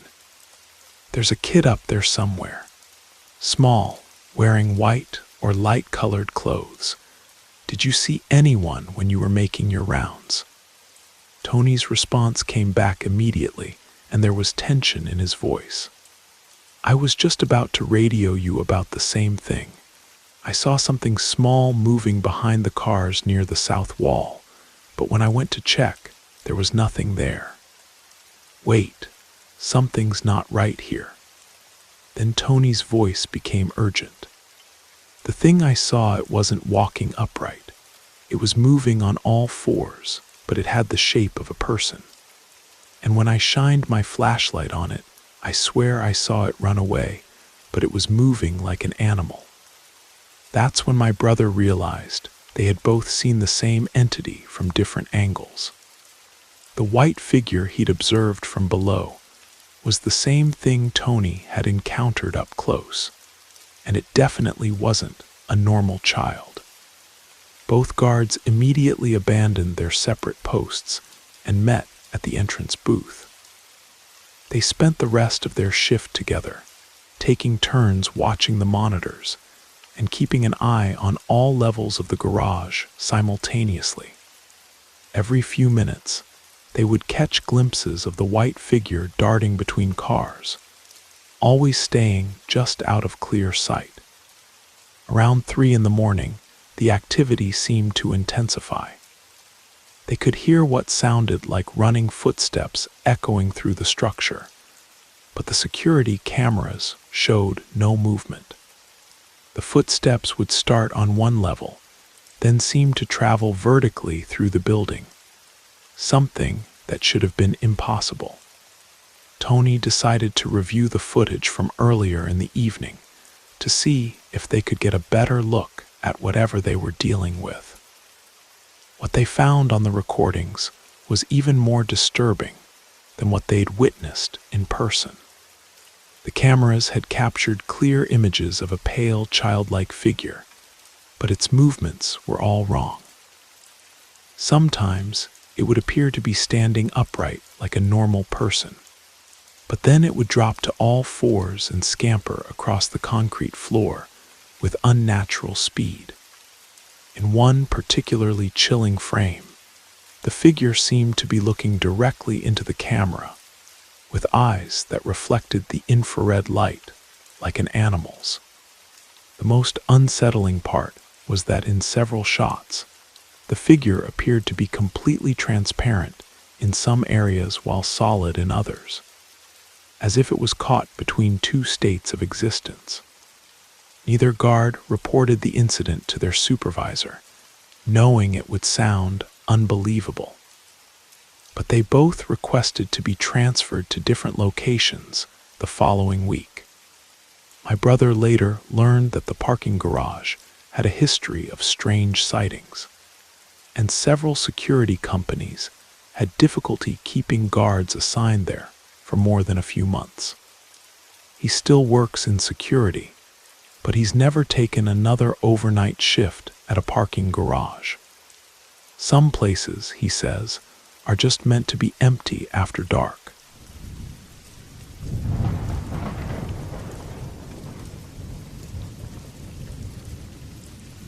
My brother worked security at North Point Mall in suburban Chicago for almost 2 years, and during that time, he encountered something that changed his perspective on what exists beyond our normal understanding of reality. This particular incident happened on the top floor of the mall, where he was assigned to monitor the food court and surrounding stores during the overnight shift. It was around 2:30 in the morning on a Tuesday in November. The mall had been closed since 10 o'clock, and the only sounds were the humming of the ventilation system and the occasional settling noises that large buildings make as they cool down from the day's activity. My brother had been making his regular rounds, checking that all the store gates were properly secured, and that no unauthorized individuals had somehow gained access to the building. He had settled into one of the food court chairs to complete some paperwork when exhaustion from working double shifts that week began to catch up with him. His eyes grew heavy, and despite his best efforts to stay alert, he found himself drifting off while still sitting upright at the table. He was in that strange state between sleeping and waking when he felt a gentle but firm touch on his shoulder. The contact was unmistakably human, warm, and deliberate, and it jolted him completely awake. As his eyes snapped open and he turned toward the source of the touch, he saw her. Standing beside his chair was a woman in a flowing white dress that seemed to shimmer in the dim emergency lighting. Her hair was long and black, cascading past her shoulders, and her face had an ethereal quality that seemed almost luminous. For just a moment, their eyes met, and he could see what looked like sadness or longing in her expression.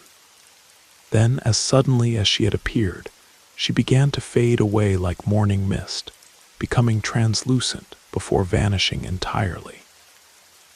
My brother sat there for several minutes, his heart racing, trying to convince himself that it had been a dream or a hallucination brought on by fatigue. The next day, he decided to mention the experience to his supervisor, Marcus, who had worked at the mall for over 15 years. Instead of dismissing the story or suggesting my brother get more sleep, Marcus nodded knowingly. "You saw her too, huh?" Marcus said with a weary smile. "That's the lady in white.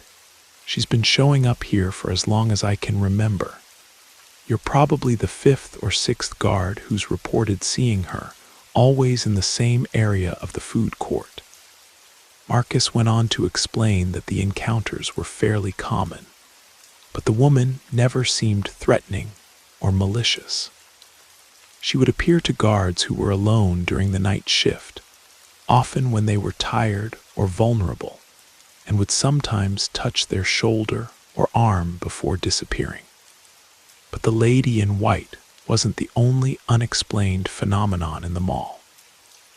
Over the following weeks, my brother witnessed several other strange occurrences that made him realize the building had more than one supernatural resident. Lights throughout the mall would turn on and off by themselves, particularly in the main corridor outside the department stores.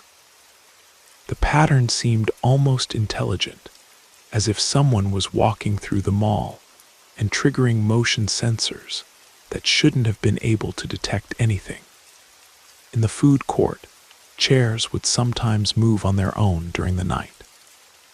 My brother would arrive at his post to find tables and chairs rearranged into different configurations, even though the cleaning crew always left everything in standard formation before leaving for the day. The women's restroom near the food court was particularly active.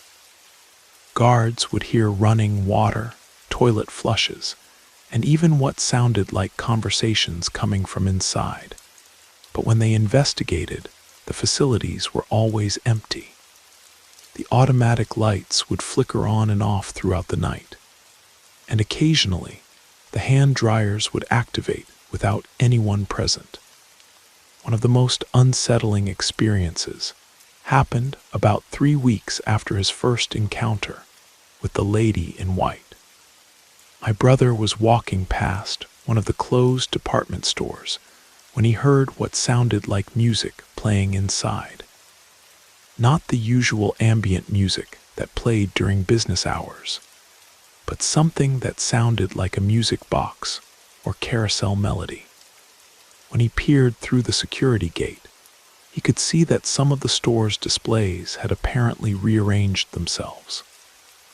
Mannequins that had been positioned throughout the store were now gathered in the center aisle, as if they were having some kind of meeting or gathering. My brother called his supervisor immediately, and together they entered the store to investigate. They found everything back in its normal position, but there was an unexplained sweet fragrance in the air, like flowers or perfume that hadn't been there during the day. Despite all these supernatural experiences, my brother continued working at the mall for several more months.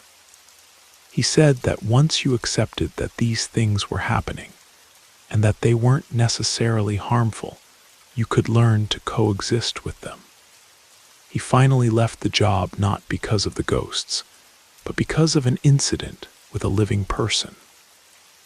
One night, a young woman approached him in distress, saying that a man had been following her through the parking lot and making inappropriate comments. When my brother confronted the individual and asked him to leave the property, the man became aggressive and eventually pushed my brother. My brother defended himself and ended up breaking the man's nose with a single punch. Rather than deal with the paperwork and potential legal consequences, he decided to resign from his position the next day. But he still talks about the lady in white sometimes, wondering who she was in life.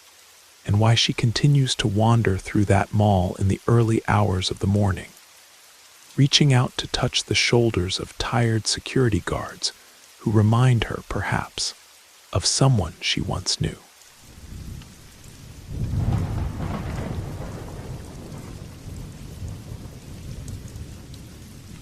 Last year, my brother quit his job as a night security guard at a textile factory in rural North Carolina.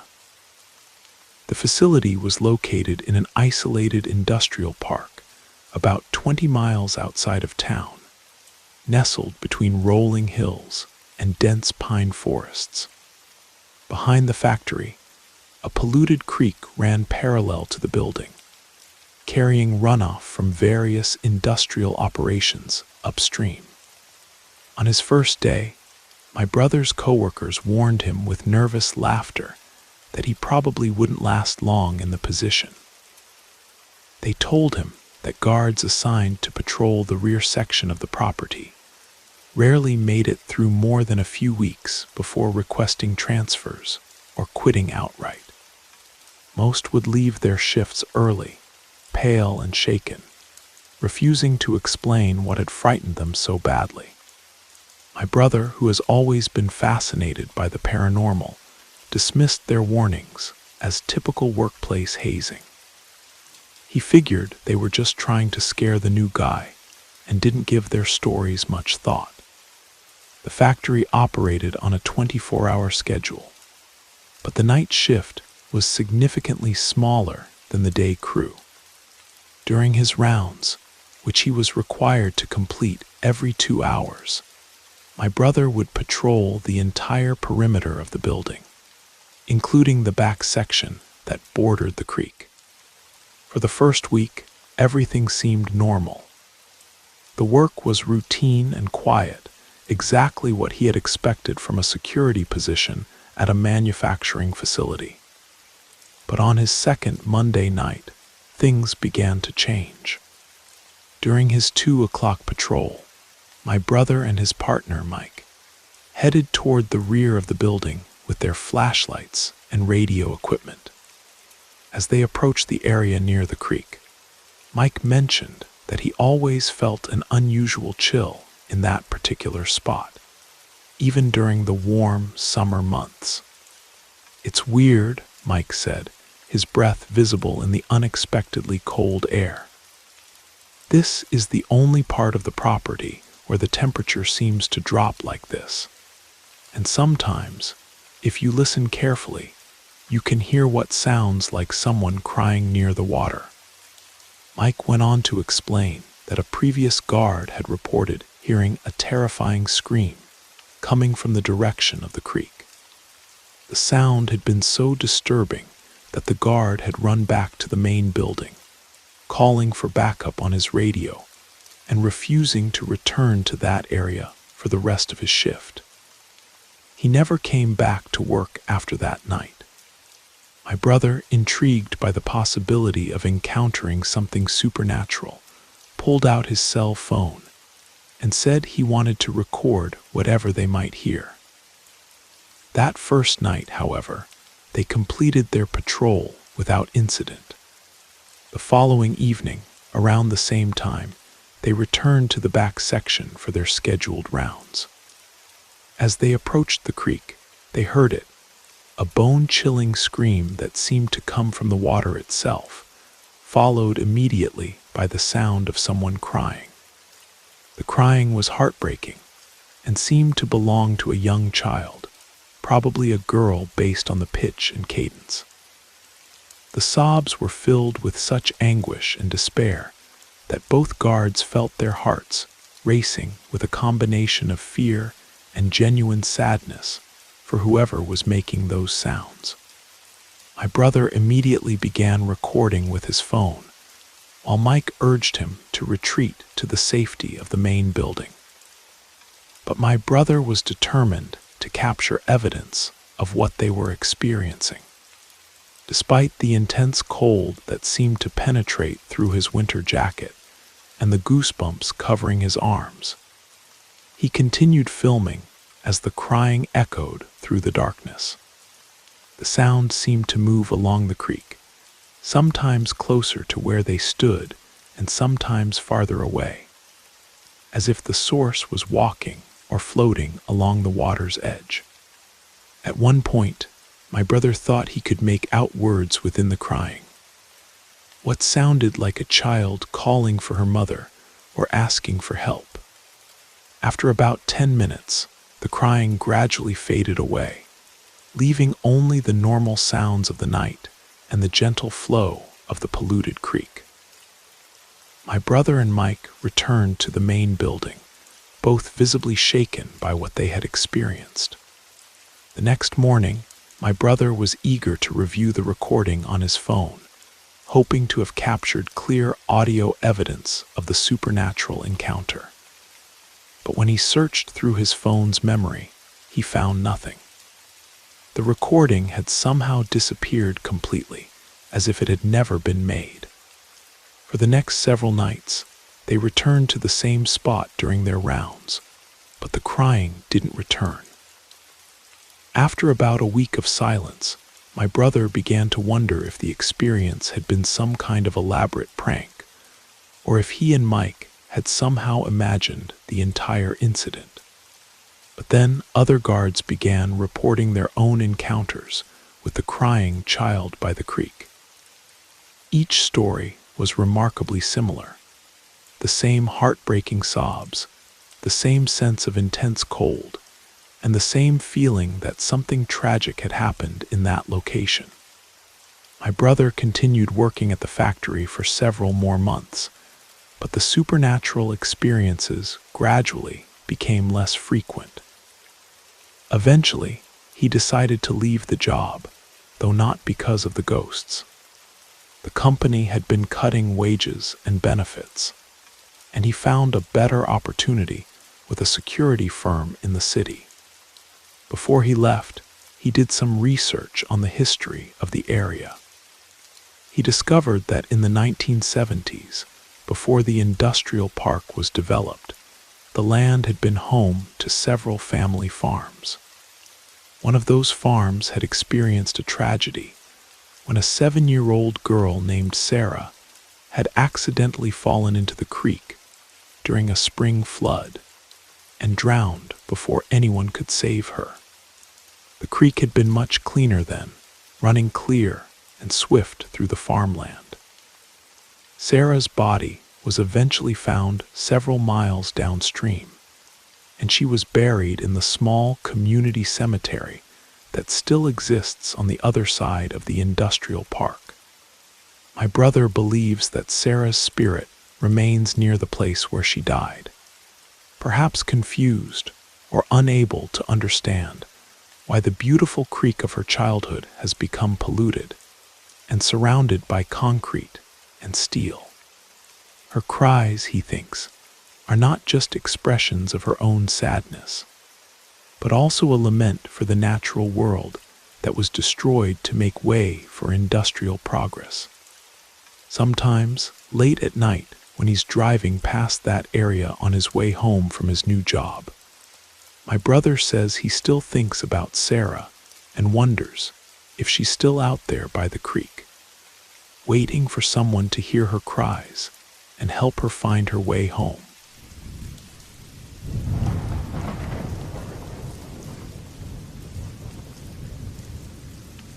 Two years ago, I was working as a private security guard for a logistics company in Bakersfield, California. They had assigned me to monitor a truck yard where dozens of freight vehicles would park overnight between long-haul deliveries. The facility was massive, about 15 acres of asphalt surrounded by chain-link fencing, with a small security booth positioned near the main entrance. My routine was fairly straightforward. Patrol the perimeter every 2 hours, check in with any drivers who were sleeping in their cabs, and make sure no one was attempting to steal cargo or vandalize the vehicles. Most nights were quiet, with only the occasional sound of truck engines cooling down or drivers moving around inside their sleepers. I had developed a habit of making myself a cup of coffee at the beginning of each shift and letting it cool down on my desk while I did my first patrol. When I returned to the booth, the coffee would be at the perfect temperature for drinking, not too hot, but still warm enough to be enjoyable. It was a Tuesday night in September when everything changed.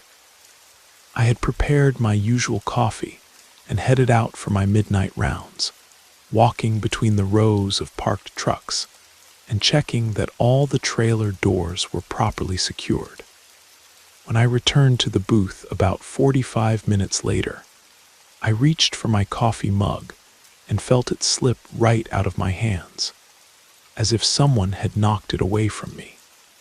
The mug crashed to the floor, shattering and spilling coffee across the concrete.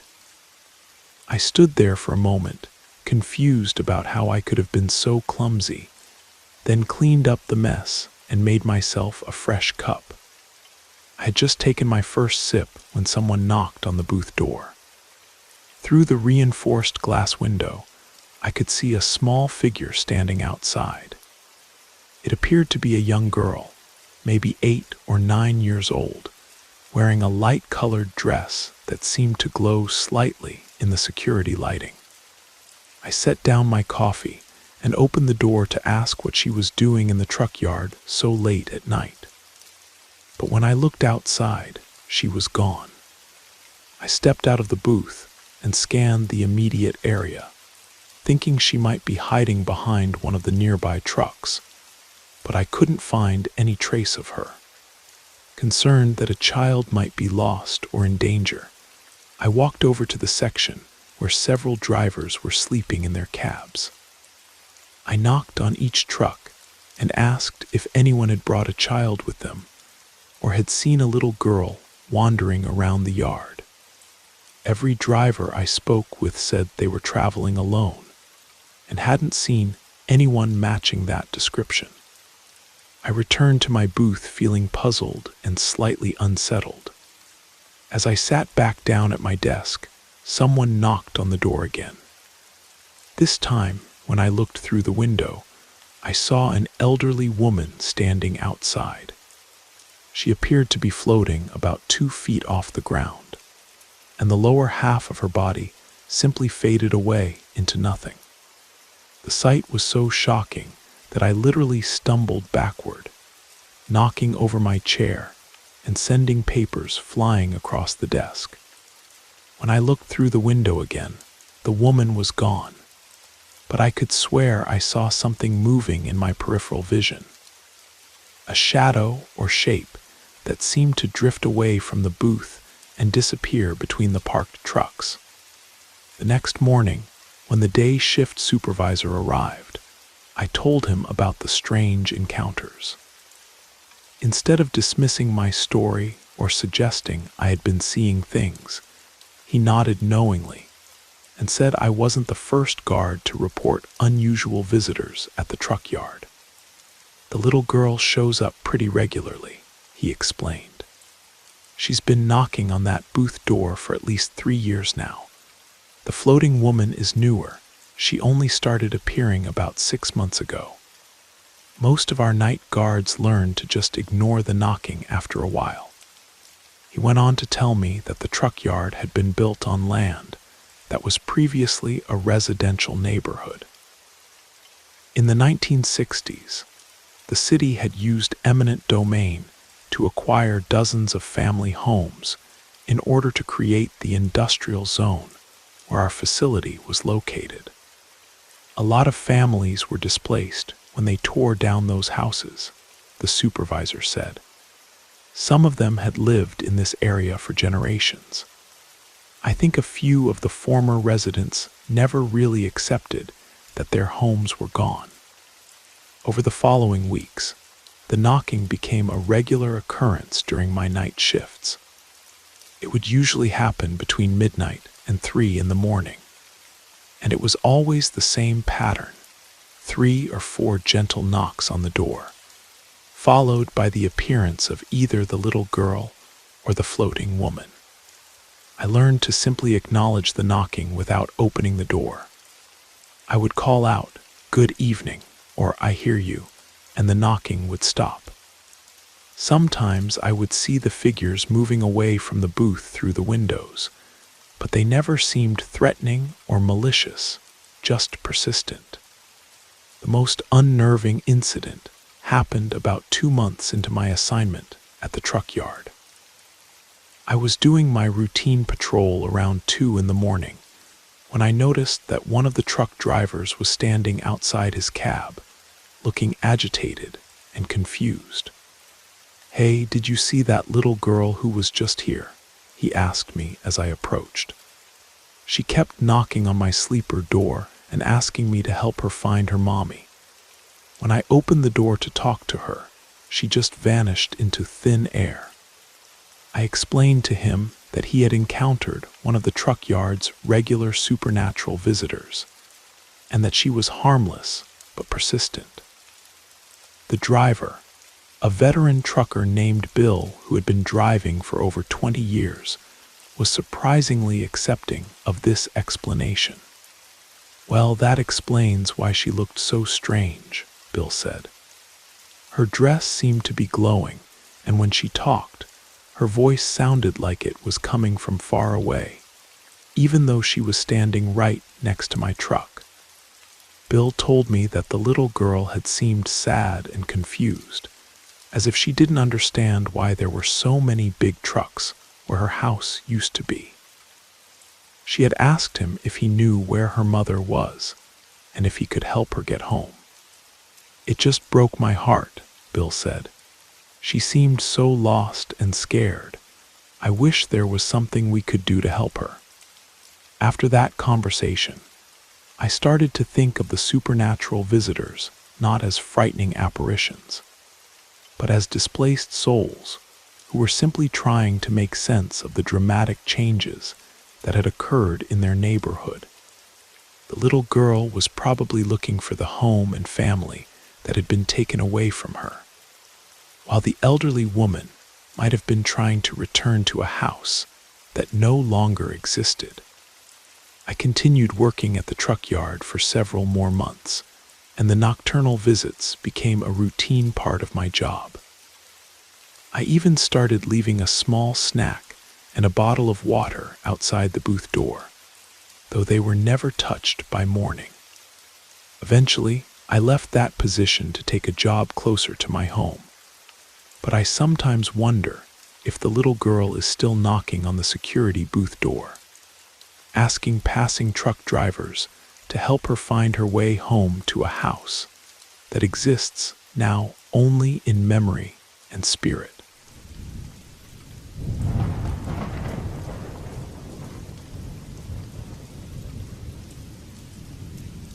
Gabriella Hollins, at 41 years old, was working on the morning of March 10th, 1997, at the gas station located on Highway 80 in Dawson County, Nebraska. After a turbulent divorce, she was reorganizing her life while caring for her 2 children who remained in her custody. Promoted to manager just the day before, Gabriella was beginning to reap the fruits of her efforts. Those close to her described her as generous, friendly, and kind-hearted. The period after the separation had been particularly difficult, aggravated by the disrespectful behavior of her ex-husband. Still, she finally seemed to be regaining control of her trajectory. The new position at work brought a renewed sense of purpose and accomplishment. But around 10:30 in the morning, a red Pontiac Grand AM entered the gas station parking lot.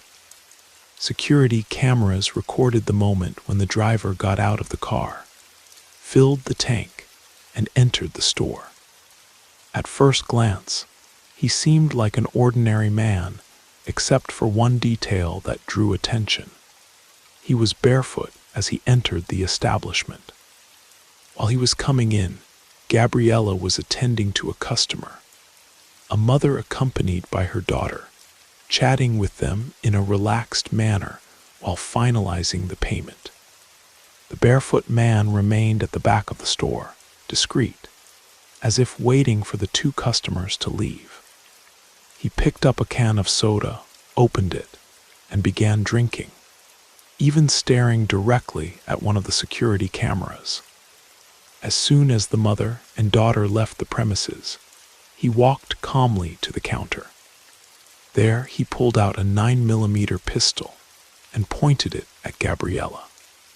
Although the audio from the security cameras didn't capture his words, Gabriella's subsequent actions suggest that he demanded the money from the cash register. She handed over the cash, and he ordered her to lie down behind the counter. While she obeyed, the man began counting the bills handed over. Abruptly and without any apparent reason, he leaned over the counter and fired 3 times at Gabriella, who was on the floor. The shots were fatal, taking her life instantly. The barefoot man then calmly returned to his red Pontiac and left the location via the highway.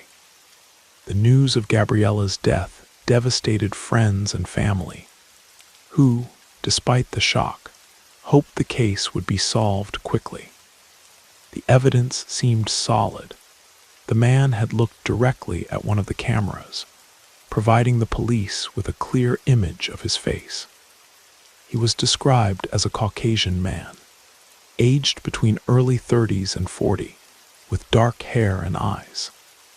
The red Pontiac Grand AM used in the crime was quickly identified, but the lack of a front license plate and the high-speed escape made it impossible for the police to get any identification of the plate number.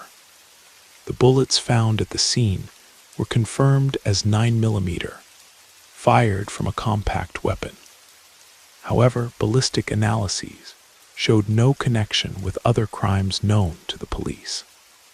The barefoot man left a series of clear fingerprints from the gas pump to the counter, but to the investigators' frustration, none of them were registered in police databases across the state of Nebraska. Despite this, there was something about the way Gabriella was shot that indicated the case wasn't just a robbery gone wrong. One of the shots was directed at the back of her head, and the security images captured the man adjusting his aim to deliver the final shot. This suggested that the murder was premeditated, and that the robbery could have been just a facade to cover up a planned homicide. The police made several appeals for witnesses or people with useful information to come forward, but the few clues obtained didn't lead to significant advances. The case gained even more notoriety when the security footage was shown on the famous television program, America's Most Wanted. Even so, no one was able to identify the suspect. The most plausible explanation at first glance was that the crime was a violent robbery committed by an itinerant criminal who needed money. The images reinforced this theory, showing a confident and methodical man in his actions, characteristics that pointed to a professional with experience in crimes of this type. The police believed this wasn't the barefoot man's first violent robbery, nor would it be his last. The crime also seemed to have striking similarities with other apparently random murders involving gas station employees, crimes that until that moment remained equally unsolved. While investigators tried to piece together the puzzle, uncertain about the true motives for the murder, one person was convinced they knew who was responsible. Jonathan Hollins, Gabriella's brother, didn't hesitate to point the finger at her ex-husband, Barry Rabinovitz. For him, the murder was a direct result of the turbulent divorce the couple had faced years before. Barry, the owner of a successful restaurant in the U.S. Virgin Islands, was a very wealthy man. When Gabriella decided to leave him, she secured a significant sum of money as well as substantial alimony, since she had retained custody of the children. Jonathan revealed that his sister had written a lengthy 16-page letter to her children during the divorce. The document explained the reasons behind her abrupt decision to leave her husband. In it, Gabriella reported years of suffering, detailing episodes of abuse, and describing the growing fear she felt due to Bari's explosive temper and violent nature. When he saw his sister featured on America's Most Wanted, Jonathan Hollins became obsessed with the details of the security footage. He was convinced that the barefoot man was a hitman from the Virgin Islands. In Jonathan's view, the habit of walking barefoot indicated that the suspect was someone accustomed to the tropical climate of the region. He believed that Bari Rabinovitz had hired this man to kill Gabriella, motivated by revenge for the money lost in the divorce and by the desire to regain custody of the children. Bari Rabinovitz passed away in early 2015 without ever being formally accused of involvement in Gabriella's death. Still, he was also never completely ruled out as a suspect. On the other hand, the barefoot man remains an enigma. He was never identified, located, or even linked to new clues. The evidence collected, fingerprints, ballistic data, and security footage, remains archived, while the case continues unsolved in the state of Nebraska. No new information has emerged in the 23 years that have passed since Gabriella's tragic murder. The mystery surrounding her death persists, fueling speculation from unsolved crime enthusiasts worldwide. However, there is a silent hope that one day new evidence will come to light and lead to the identification of the barefoot man, so that justice can finally be served. In the years since Gabriella's murder, her children have grown up and started families of their own. Her daughter Emily, who was only 12 when her mother was killed, became a prosecutor, driven by a desire to bring justice to victims like her mother. Her son Michael followed a different path, moving to the Virgin Islands himself in what some family members saw as a strange attempt to understand the place his stepfather had called home. The case received renewed attention in 2011 when a documentary filmmaker began researching a series about unsolved murders in the Midwest. The filmmaker discovered something curious 3 months before Gabriella's murder. A nearly identical crime had occurred at a gas station in Wyoming. The victim was also a recently divorced woman in her 40s who had just been promoted. The perpetrator in that case was also barefoot, though he drove a different vehicle. That case, too, remained unsolved. More disturbing still, the filmmaker uncovered that between 1995 and 1998, 7 gas station employees across 5 states were murdered in similar execution-style killings. All the victims were women between 35 and 45, and in 5 of the 7 cases, they had recently been through divorces. The filmmaker theorized this could be the work of a serial killer with a specific victim profile, rather than a hitman hired by Bari Rabinovitz. The FBI eventually established a task force to investigate these connected cases, but after 2 years of work, they couldn't definitively link them together. The barefoot man's fingerprints didn't match any in the growing national database, and no DNA evidence was ever recovered from any of the crime scenes. In 2019, A retired detective who had worked on Gabriella's case came forward with a startling revelation. He claimed that certain evidence had been deliberately suppressed during the initial investigation.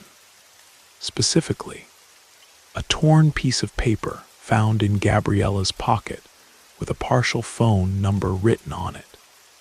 The number had a Virgin Islands area code. This revelation sparked a brief resurgence of interest in the Barry Rabinovitz theory. But without the man himself to question, the lead ultimately went nowhere. The current Dawson County Sheriff maintains that the case remains open and that any credible tips will be thoroughly investigated. Meanwhile, Jonathan Hollins has never wavered in his belief that his sister was the victim of a murder-for-hire plot. Now in his 70s, he still maintains a website dedicated to solving Gabriella's case, where he posts updates and theories. He's offering a $50,000 reward for information, leading to the identification and conviction of the barefoot man. Someone knows who this man is, Jonathan stated in a recent interview. Maybe it's a relative who recognized him from the footage, but was afraid to come forward. Maybe it's someone who overheard something in a bar years ago. All I know is that my sister deserves justice, and I won't stop until I find it. For now, the barefoot man remains one of America's most infamous unidentified killers. His emotionless face and strange lack of footwear, the only clues to his identity. And somewhere, perhaps, he still walks free, carrying with him the terrible secret of why he took Gabriella Holland's life on that ordinary March morning.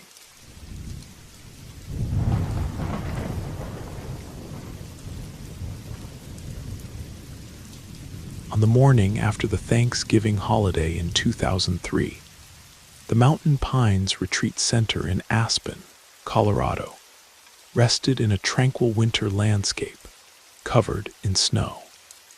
This serene environment, however, was drastically disrupted when the naked body of a young woman was discovered frozen near one of the cabins at the location. The young woman's name was Natalie Drew. She was 20 years old at the time of her death. Raised in the state of Ohio, she had moved to Florida to begin her university studies. During the summer of that year, she secured a temporary job at Mountain Pines, where a Christian youth camp event took place. It was there that she met her boyfriend, who worked at the center full-time. During the Thanksgiving holiday, Natalie decided to return to Colorado to visit him. Respecting the values of the location, the couple opted to stay in separate cabins. They spent the holiday together, enjoying romantic walks around the retreat grounds. Late in the evening of November 27th, after spending the day with Natalie, her boyfriend left her at her cabin around 11:30 and returned to his own lodging. The next morning, worried when he didn't see her at breakfast, he went to check on her. He discovered that she wasn't in her cabin and noticed bare footprints in the snow. The size and shape of the footprints indicated they belonged to Natalie. He followed them for about 600 feet to an area covered by trees, where he found her body lying in the snow around 8:50 in the morning. The young woman was completely naked. Her skin showed scratches and bruises, and her body was already rigid from rigor mortis. The scene was devastating for the boyfriend, who saw someone so dear to him in such a terrible condition. Sheriff Fred Johnson of Pitkin County stated that there was only one set of footprints in the direction of the body, ruling out the possibility of a pursuit before Natalie's death. He also mentioned that the steps appeared erratic, as if she had been disoriented before falling. The analysis suggested that Natalie had died shortly after entering the snow, possibly between 15 and 20 minutes after being left at her cabin by her boyfriend. An autopsy performed in Eagle County on November 30th indicated that Natalie was in perfect health before the incident. Pine needles stuck in her hair, dirt and scratches on her face and shoulders, plus the disorderly pattern of the footprints, suggest that she collided with trees while running barefoot through the snow. What would have led her to flee from her cabin in such a desperate manner remains a mystery. The injuries observed on Natalie's body included scratches that ran across her forehead, cheeks, neck, chest, abdomen, and legs. Additionally, there were small bruises located above the trachea, on the right cheek, and on the right side of the neck, as well as purplish marks on the left forearm, hand, and wrist. Despite these pieces of evidence, which the coroner attributed to contact with trees and bushes during a possible escape, there was no other visible damage to her body. Curiously, the autopsy also ruled out internal injuries to her brain, eliminating the possibility that hemorrhages or tumors had caused Natalie's strange behavior. Despite the detailed investigation, the exact cause of her death could not be determined. Sheriff Fred Johnson stated that although nothing indicated a crime, the case remained deeply enigmatic. "It's really very strange, but we're still hoping for something more conclusive," he declared.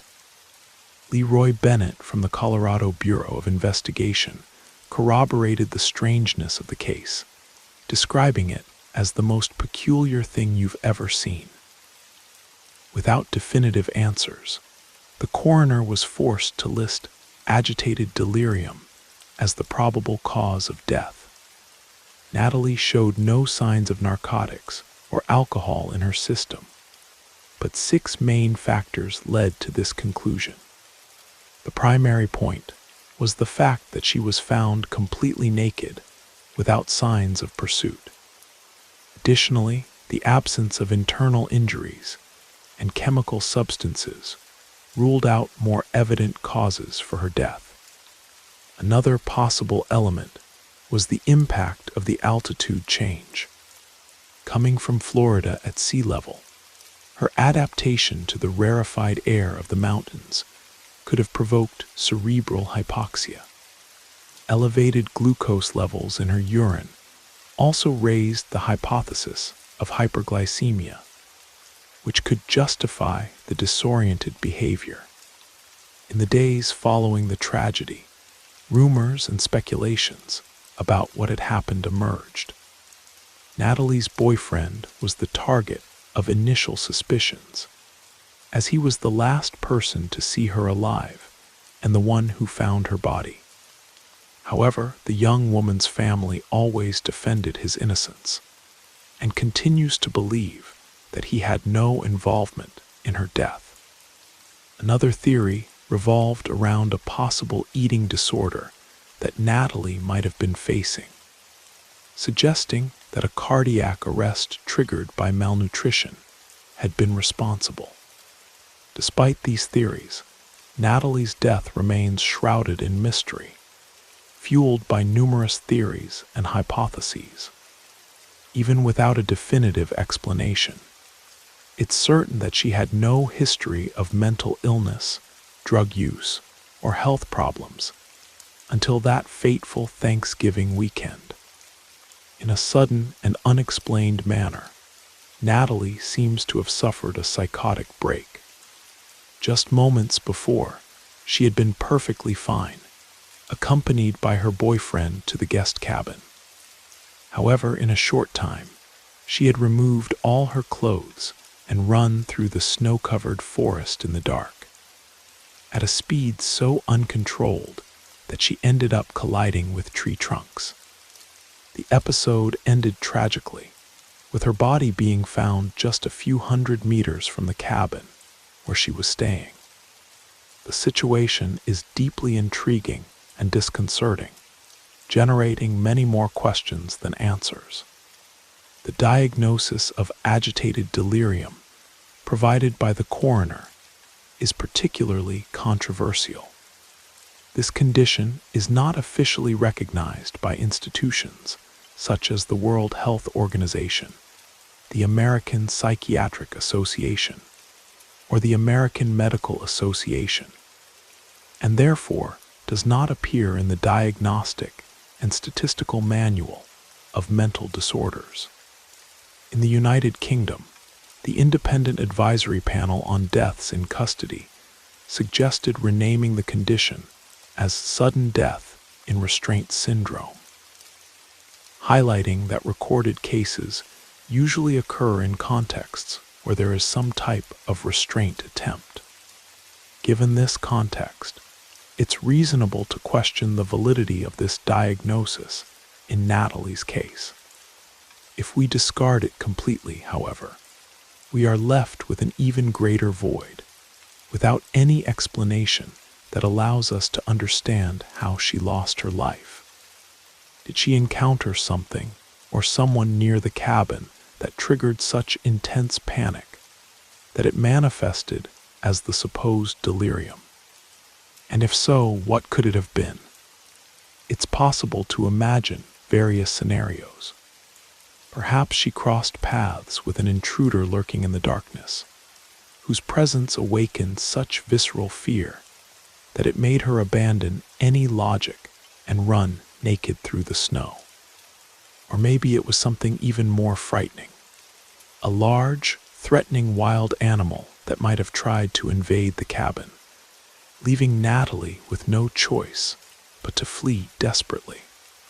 Although the exact causes of this terror that night remain shrouded in mystery, there is one thing clear: we will never know exactly what happened to Natalie Drew.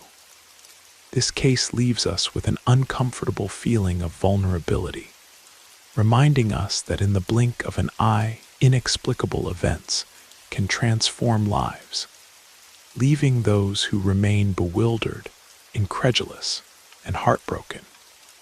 For years, the strange circumstances of Natalie's death have attracted the attention of both paranormal enthusiasts and medical researchers. The location has since become a minor pilgrimage site for those interested in unexplained deaths and mysterious circumstances. Dr. Helena Rosenthal, a neurologist specializing in altitude sickness, published a paper in 2012 suggesting that Natalie may have experienced a rare and extreme form of high-altitude cerebral edema, HACE. She theorized that the combination of the sudden altitude change, possible dehydration from traveling, and the stress of the holiday might have triggered an unusual manifestation of the condition. What makes Natalie's case particularly puzzling is the rapid onset and the severe behavioral changes. Dr. Rosenthal wrote, "Typically, HACE develops over days, not hours, but there have been documented cases of extraordinarily rapid progression in susceptible individuals. The paradoxical undressing phenomenon, where hypothermia victims remove their clothing due to a sensation of burning heat caused by peripheral vasodilation, has also been suggested as a partial explanation for why Natalie was found naked.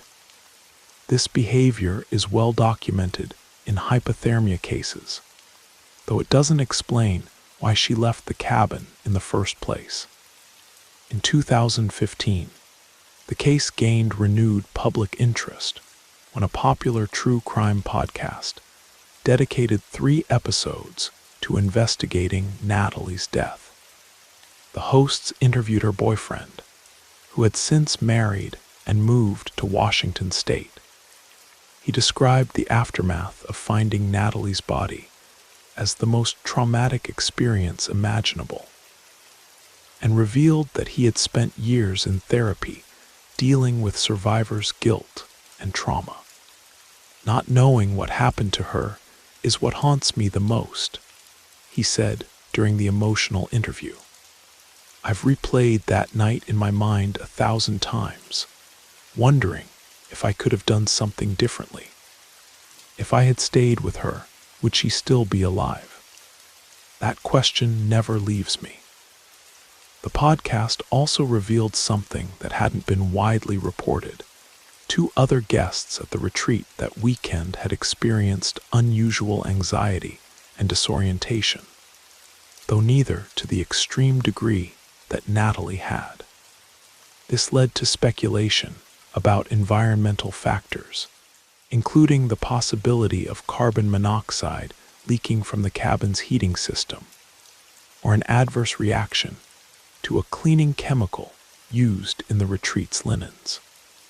Tests conducted after Natalie's death ruled out carbon monoxide, and no other significant environmental toxins were found. However, the fact that others experienced milder symptoms suggests something more complex than a purely psychological breakdown. Natalie's family established a scholarship in her name at her university in Florida, awarded annually to students pursuing degrees in elementary education, the field Natalie had been studying. They remain convinced that her death, while mysterious, was the result of a tragic medical event rather than foul play. "We miss her every day," her mother said at the scholarship's 10th anniversary ceremony. "We may never fully understand what happened that night, but we find peace in knowing she was happy in her final days, surrounded by the mountains she loved and the people who cared for her." As for Mountain Pines Retreat Center, they installed additional lighting around all cabins and implemented a buddy system policy where no guest stays alone in a cabin. The cabin where Natalie spent her final night has been repurposed as a storage facility. No one has slept there since that Thanksgiving weekend in 2003.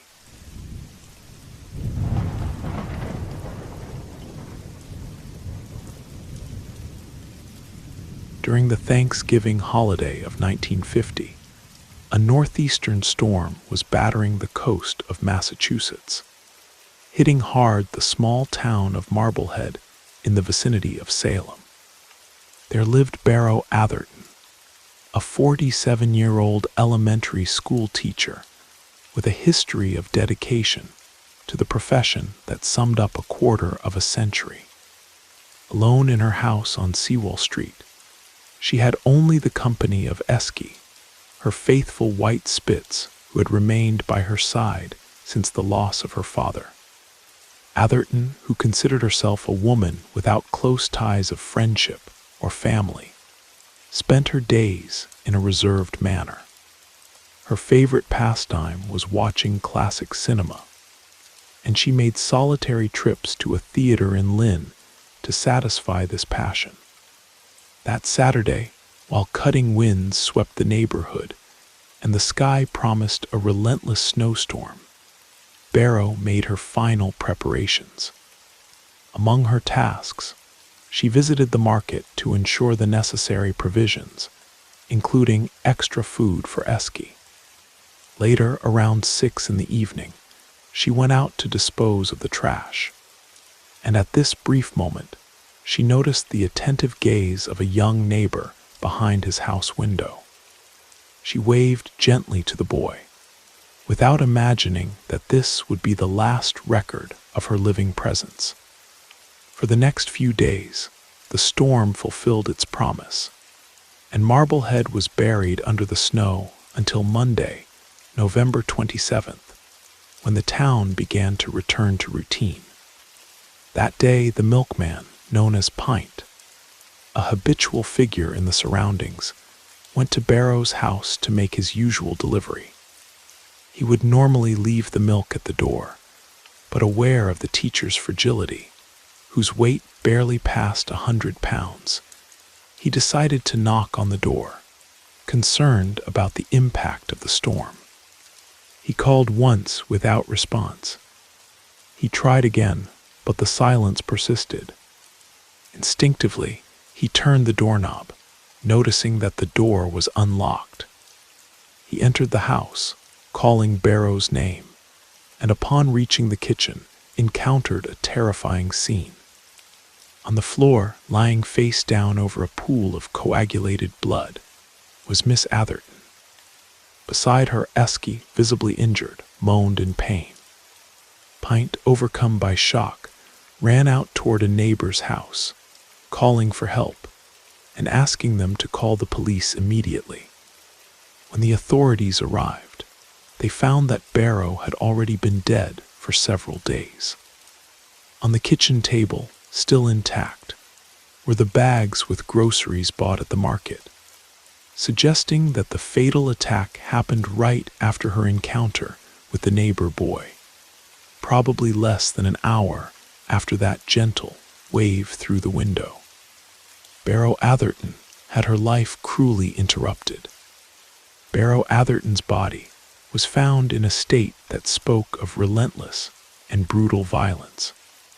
Fractured ribs and deep bruises around her neck indicated that she had been strangled with terrible force, to the point that the marks of the aggressor's nails were still visible on her cold skin.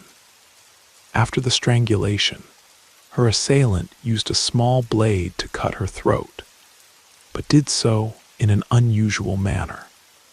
Besides a horizontal cut, a second vertical cut was inflicted, extending from the ribs to the chin, forming a grotesque cross.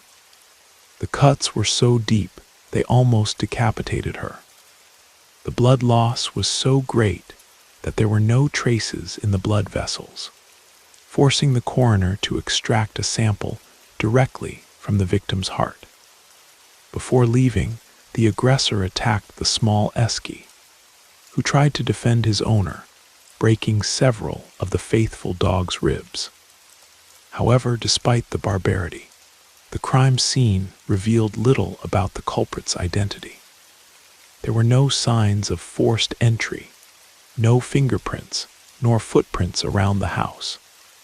Even the neighbors, when questioned, couldn't offer any clues. No one besides Esky had seen the killer. If Barrow screamed for help, her pleas were probably muffled by the storm that roared that fateful night.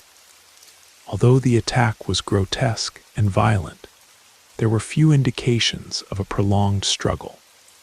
The only apparent sign of resistance was a broken necklace, shattered by the impact of the blade, and some of the victim's fingers fractured in a desperate attempt at defense.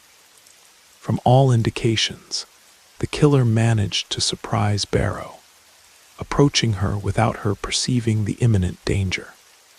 The lack of useful evidence at the crime scene raised the suspicion that the aggressor might have remained at the location for some time after the attack, carefully erasing any trace of their presence. Because it occurred in the kitchen, it's possible they used available cleaning products to eliminate fibers, fingerprints, and even traces of DNA. The discovery of a diary among Barrow's belongings brought an element of mystery.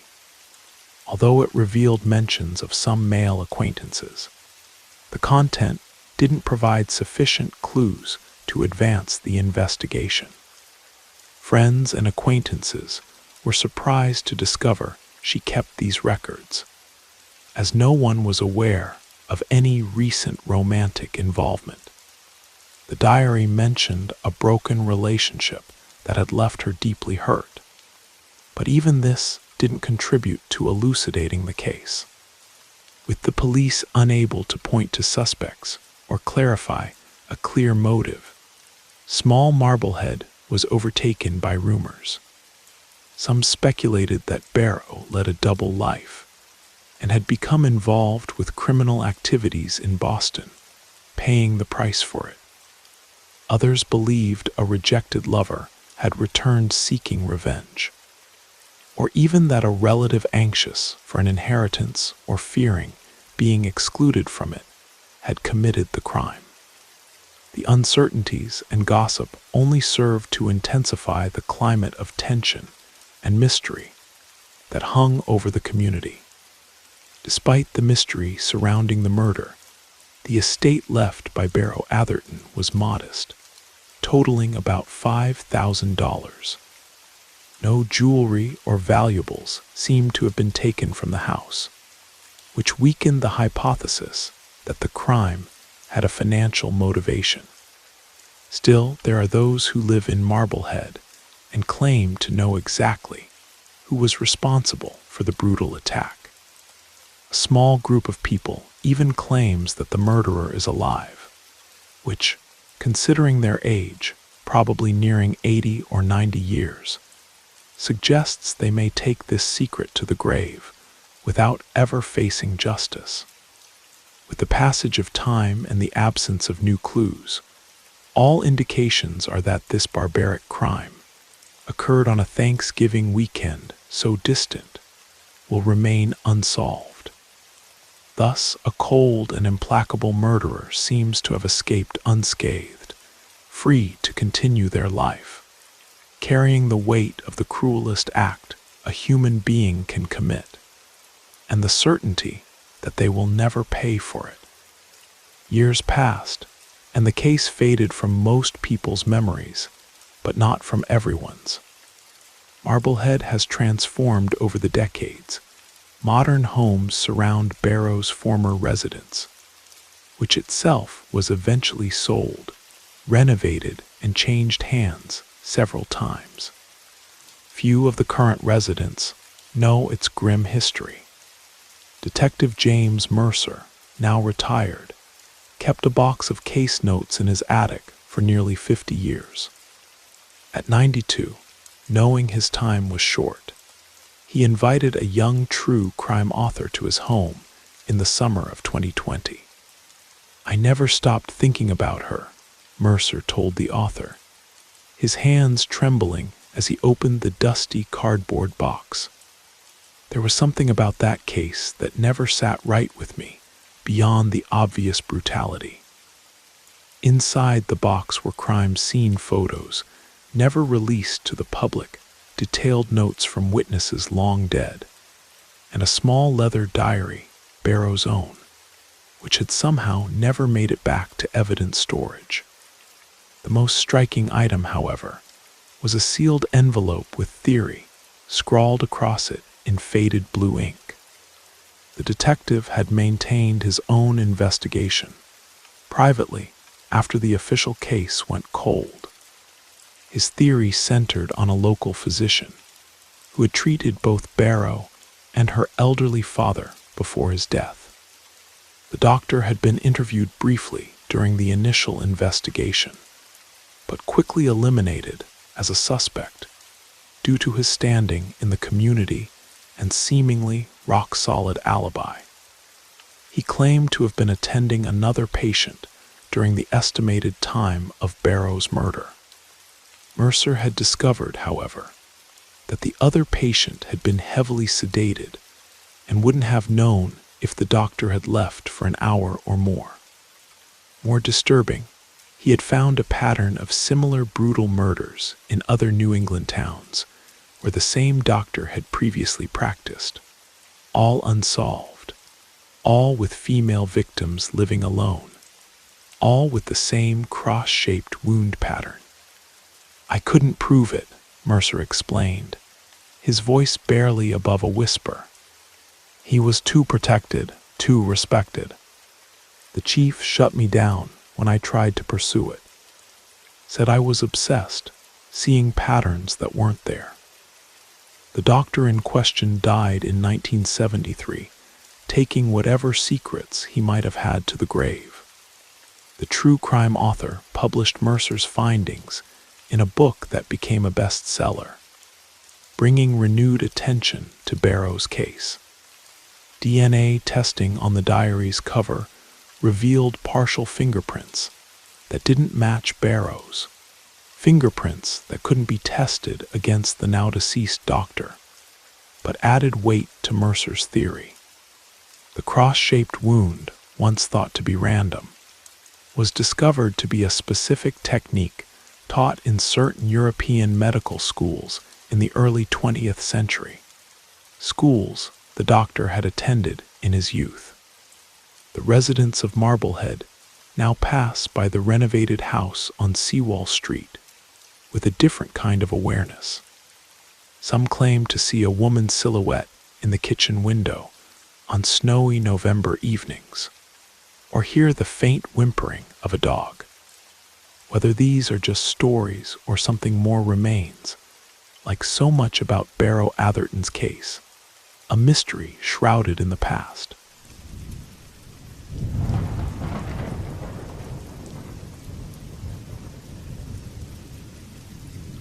I used to work at a place called Olson's General Store here in Whitefish, Montana.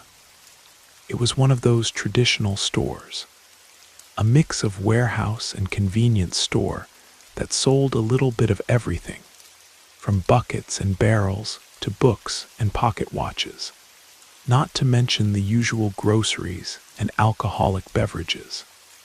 For a young person like me, it was a good job with generally cordial and well-intentioned customers. Of course, every now and then some persistent drunk would show up who would get irritated when I wouldn't sell liquor on a Sunday. But no one had ever threatened me with a weapon. However, that doesn't mean I haven't experienced situations that made me feel the presence of something greater. One of them happened on a Saturday night when I was working late, organizing the shelves and giving the store a general cleaning. Suddenly, the door opened, and a man walked in wearing an impeccable black suit. It was one of those that looked tailored, so well-fitted that they conveyed an air of sophistication, and to me, clearly indicated that he wasn't from the area. But the suit was the only thing that seemed normal about that guy. He had an extreme paleness, almost cadaverous, as if life had abandoned his face a long time ago. His features were incredibly striking, and his silver hair was impeccably slicked back. As soon as the doorbell rang, I went to the counter to attend to him, and when I faced him, he approached with a smile that seemed more predatory than that of a customer. He asked me for a can of lighter fluid. I went to fetch the item, trying to keep the conversation light while I rang up the purchase. I asked where he was from. "From Washington, D.C., he replied naturally. Just passing through, I returned a polite smile. "Politics, I imagine." He gave a vague response, something along those lines. Then he took out a wad of cash like I had never seen before, full of $100 bills, and left one on the counter. While I was returning the change, I commented half-jokingly that it had been lucky the store was busy that night, because otherwise he would have taken all my change. I thought he would laugh or at least smile, but he remained impassive. Calmly, he pulled a Zippo lighter out of his suit pocket. It was the most gleaming lighter I had ever seen, seemingly silver-plated, and began to fill it right there in front of me. I had seen many of these lighters, but never one that looked so expensive. I imagined he was preparing to smoke something special and commented on this, to which he responded in an unexpected way, saying he didn't smoke. The moment he finished filling the Zippo, he accidentally dropped some fluid on his finger before closing the lighter. He brought the finger to his mouth and sucked the flammable liquid as if it were artisanal wine. I was paralyzed, unable to believe what I had just witnessed. I took a step back instinctively, and he noticed. In response, He gave me another one of those sinister smiles, as if he took pleasure in making me uncomfortable. I was about to ask what the hell that was when the doorbell rang again. I looked at the door and saw a girl enter who didn't seem to be more than 14 years old, about the age of my younger sister. However, the way she was dressed was much more childish, as if she were much younger. She wore a denim skirt decorated with white flower embroidery, something that seemed more appropriate for a small child. As soon as she entered, she called the man in the suit Papa, which led me to conclude she was his daughter, and asked to use the bathroom. The man then turned to me and politely asked if there was a bathroom available for her. I took the bathroom key that we had inside the store and handed it to him, but instead of passing it directly to the girl, he took something from his pocket, a small leather pouch similar to a wallet, and gave it to her along with the lighter and the key. Without saying anything more, the girl went to the bathroom and closed the door behind her, locking it. A profound uneasiness began to grow within me. There was something strange about the entire situation. The small leather pouch he had given her made me uneasy. I had an idea of what might be in there, but it was just a hunch, and I didn't have the courage to confront him about it. Besides, the two didn't look alike at all. The girl had a delicate, round face with very curly hair, while the man had sharp, marked features, so defined they seemed carved with a knife. And that Papa she used when referring to him seemed so out of place for a girl of that age.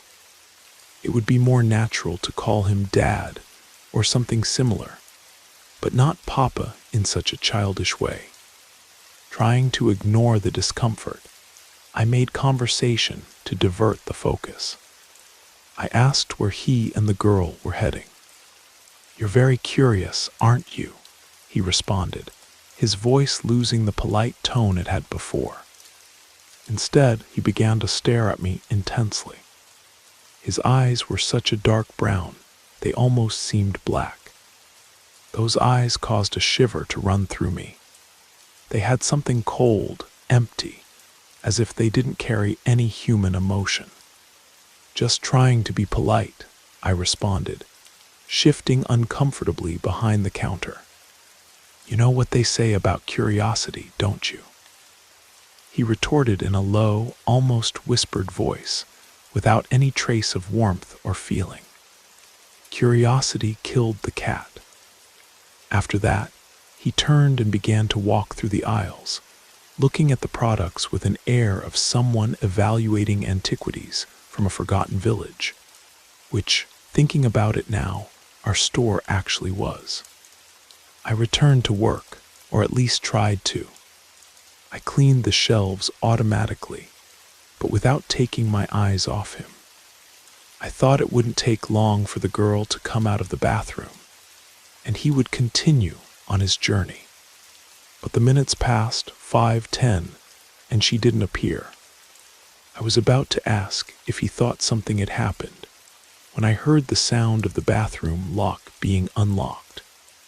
The door opened slowly, but no sound came from there, not even the sound of a flush, which would be expected if she had been using the bathroom for its intended purpose. When the girl came out, she seemed dazed, almost as if in a trance. She walked up to the man in the suit and returned the key, the lighter, and the leather pouch with slow gestures. Her voice came out soft, sleepy. "Thank you, Papa." But there was something in the way she spoke that made me absolutely certain that man was not her father. The word came out loaded with something wrong, something dark. And the look he gave her was a look that no father should, under any circumstances, give to a daughter.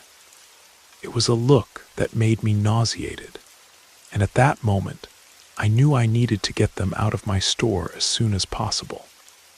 Where I'm from, we're rarely direct to the point. We prefer to say something that has meaning between the lines, if you know what I mean. Have a good journey now, was what I managed to say to the man in the suit, in a tone that sounded friendly. However, my look conveyed the opposite, loaded with suspicion. He stopped, turned slowly, and stared at me with a disconcerting intensity, as if he were evaluating me, ready to pierce me with that predatory gaze. Without breaking eye contact, he approached the counter, placed the bathroom key on it, and said with a disturbing calmness, "Never forget, young man, curiosity killed the cat." Without another word, he turned, went to get the girl, and the two left the store, disappearing into the darkness of the night. I seriously thought about calling the sheriff as soon as they left, but what could I say? That a man was traveling with a girl who appeared to be his daughter. There was nothing explicitly suspicious about that, at least nothing that could be proven. I could mention the leather pouch he had given her, and say I had a bad feeling about its contents, but I was certain that nothing I said would be enough to incriminate him. That figure exuded money and power, and the look he gave me left no doubt that he knew it. So I stayed silent. I didn't tell anyone anything. However, for the rest of my shift that night, and for several days afterward, his words didn't leave my mind. Whenever the memory of that scene came back, I heard his cold voice echoing with clarity. Curiosity killed the cat. Before going to the next shift, I mentioned the incident to my manager, trying to be casual about it. Had a weird customer the other night. Man in a fancy suit with a young girl. Something felt off about them. My manager raised an eyebrow. Suit guy. Dark eyes, silver hair. Creepy vibe, I nodded surprised. You've seen him once or twice. Always with different girls. He lowered his voice. I reported him to the sheriff after the first time. Nothing came of it. Said without evidence they couldn't do anything. But the leather pouch. The lighter, I asked. Look, kid, he sighed. This town sees all kinds passing through. Unless we catch someone in the act, it's just suspicion. And suspicion isn't enough. 3 weeks later, I was working the night shift again when the local paper caught my eye. A small article on page 3 reported that a girl's body had been found near the highway, about 50 miles south of town. She was estimated to be 14 years old. No identification. She'd been missing for approximately 2 weeks before being discovered by a hiker. The description matched the girl I'd seen that night. Curly hair, small frame. The article mentioned she'd been found wearing a denim skirt with white flower embroidery. I called the sheriff's office immediately. When I explained what I'd seen that night, the deputy who took my statement seemed skeptical at first. But when I mentioned the embroidered skirt, a detail that hadn't been published, his tone changed. "We'll need you to come in and make a formal statement," he said, suddenly all business. "Can you identify this man if you see him again?" "Absolutely," I replied. "I'll never forget his face." They created a composite sketch based on my description, which was circulated to law enforcement agencies across several states. 6 days later, I received a call from the sheriff himself. "We might have something," he said. "There's been a series of similar cases, young girls gone missing, then found days or weeks later. Always near highways, always with certain similarities in condition." He cleared his throat uncomfortably. "The FBI is involved now. They want to talk to you." 2 agents came to interview me the next day. I told them everything I could remember: the man's appearance, his mannerisms, the leather pouch, the way he drank the lighter fluid, the girl's trance-like state when she emerged from the bathroom. The female agent exchanged a glance with her partner when I mentioned this last detail. "We believe this man may be connected to at least 7 cases across 5 states," she explained afterward. "The girls are all given drugs, usually in bathrooms of rest stops or stores like yours. They're kept compliant for several days before. She didn't need to finish." I understood. They set up surveillance at our store for 3 weeks, hoping he might return to his hunting ground. He never did. But my description led to his identification through security footage from other locations: a truck stop in Idaho, a gas station in Oregon, a diner in Washington. The man's name was Edmund Farley, a former pharmaceutical executive who had made millions before taking early retirement. He had homes in D.C., Florida, and overseas. No criminal record. Respected member of his community. Widowed with no children of his own. It took 8 months before they finally caught him. He was attempting to lure a young girl at a mall in Spokane. When they searched his car, they found the leather pouch containing various sedatives, zip ties, the silver Zippo lighter, and detailed maps marking remote locations across the Northwest. The FBI agent called to tell me the news. "We wouldn't have identified him without your statement," she said. "The detail about the lighter fluid was key. It's part of his ritual. He'd make the girls watch him drink it before." She paused. "Well, we found videos. I didn't ask for details. I didn't want to know. When Farley's case went to trial, I was called to testify. As I took the stand and faced him across the courtroom, he stared at me with those same empty eyes. There was no anger, no fear, just that same cold, calculating gaze I remembered. As the prosecutor questioned me about that night, I could see Farley's lips curve into that familiar, predatory smile. When I finished my testimony and was about to step down, he whispered something just loud enough for me to hear: curiosity. The trial lasted 3 weeks. They found evidence connecting him to 11 murders spanning nearly a decade. He was sentenced to consecutive life terms without the possibility of parole. I still work at Olson's General Store, though not the night shift anymore. I can't shake the feeling that if I had acted sooner, if I had trusted my instincts, and called the sheriff that very night, that girl with the curly hair and the embroidered skirt might still be alive. Sometimes when I'm closing up, I think I see a tall figure in a black suit standing in the shadowy corner of the parking lot.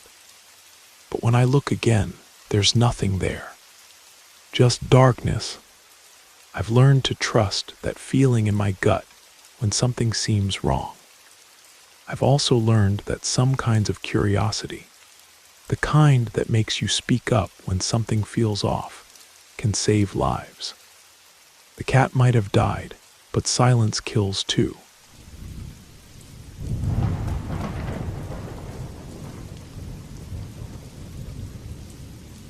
My name is Fernanda, and I was born in San Antonio, Texas. I want to share a special story about the gifts that pass from one generation to another. My mother always said that with time, I would end up attracting things I couldn't see, but I never took it seriously. Among the grandchildren in the family, I was the only one who had the fortune to meet our great-grandmother. She was an impressive woman, full of energy. She knew how to cure ailments like susto, fright sickness, and performed healing rituals using pepper, eggs, and basil leaves. She was undoubtedly the great guardian of our house against spiritual forces. Unfortunately, she passed away in 2016, a victim of a botched operation at a local hospital. She was quite elderly by then, 95 years old. About a month after her departure, I began to face some health problems, nothing serious from a medical standpoint. But spiritually, I was told there was something strange. They said I carried a spirit around me, something that suffocated me and caused chest pains. I still didn't understand what was happening. I wasn't born with the gift of seeing what others can't see, but it seems it was awakening in me gradually. I began to notice fleeting figures that clearly didn't belong to the physical world. Our old house, made of brick and mud, is right in the center of the city and has a cistern in the backyard. My family decided to build a larger, more modern home, but I still felt a strong connection to that old structure. In early 2017, my gift became more evident. I not only saw those presences, but they started to speak to me, seeking my attention. Although it was something I was already familiar with, I confess I was always very afraid. It was on a day in May of that year that something unforgettable happened. I was lying in the bedroom I shared with my mother, whose door opened to the large patio of the house. I clearly heard her voice calling me, asking for help. Without hesitation, I ran to her and asked what was happening, but I got no response.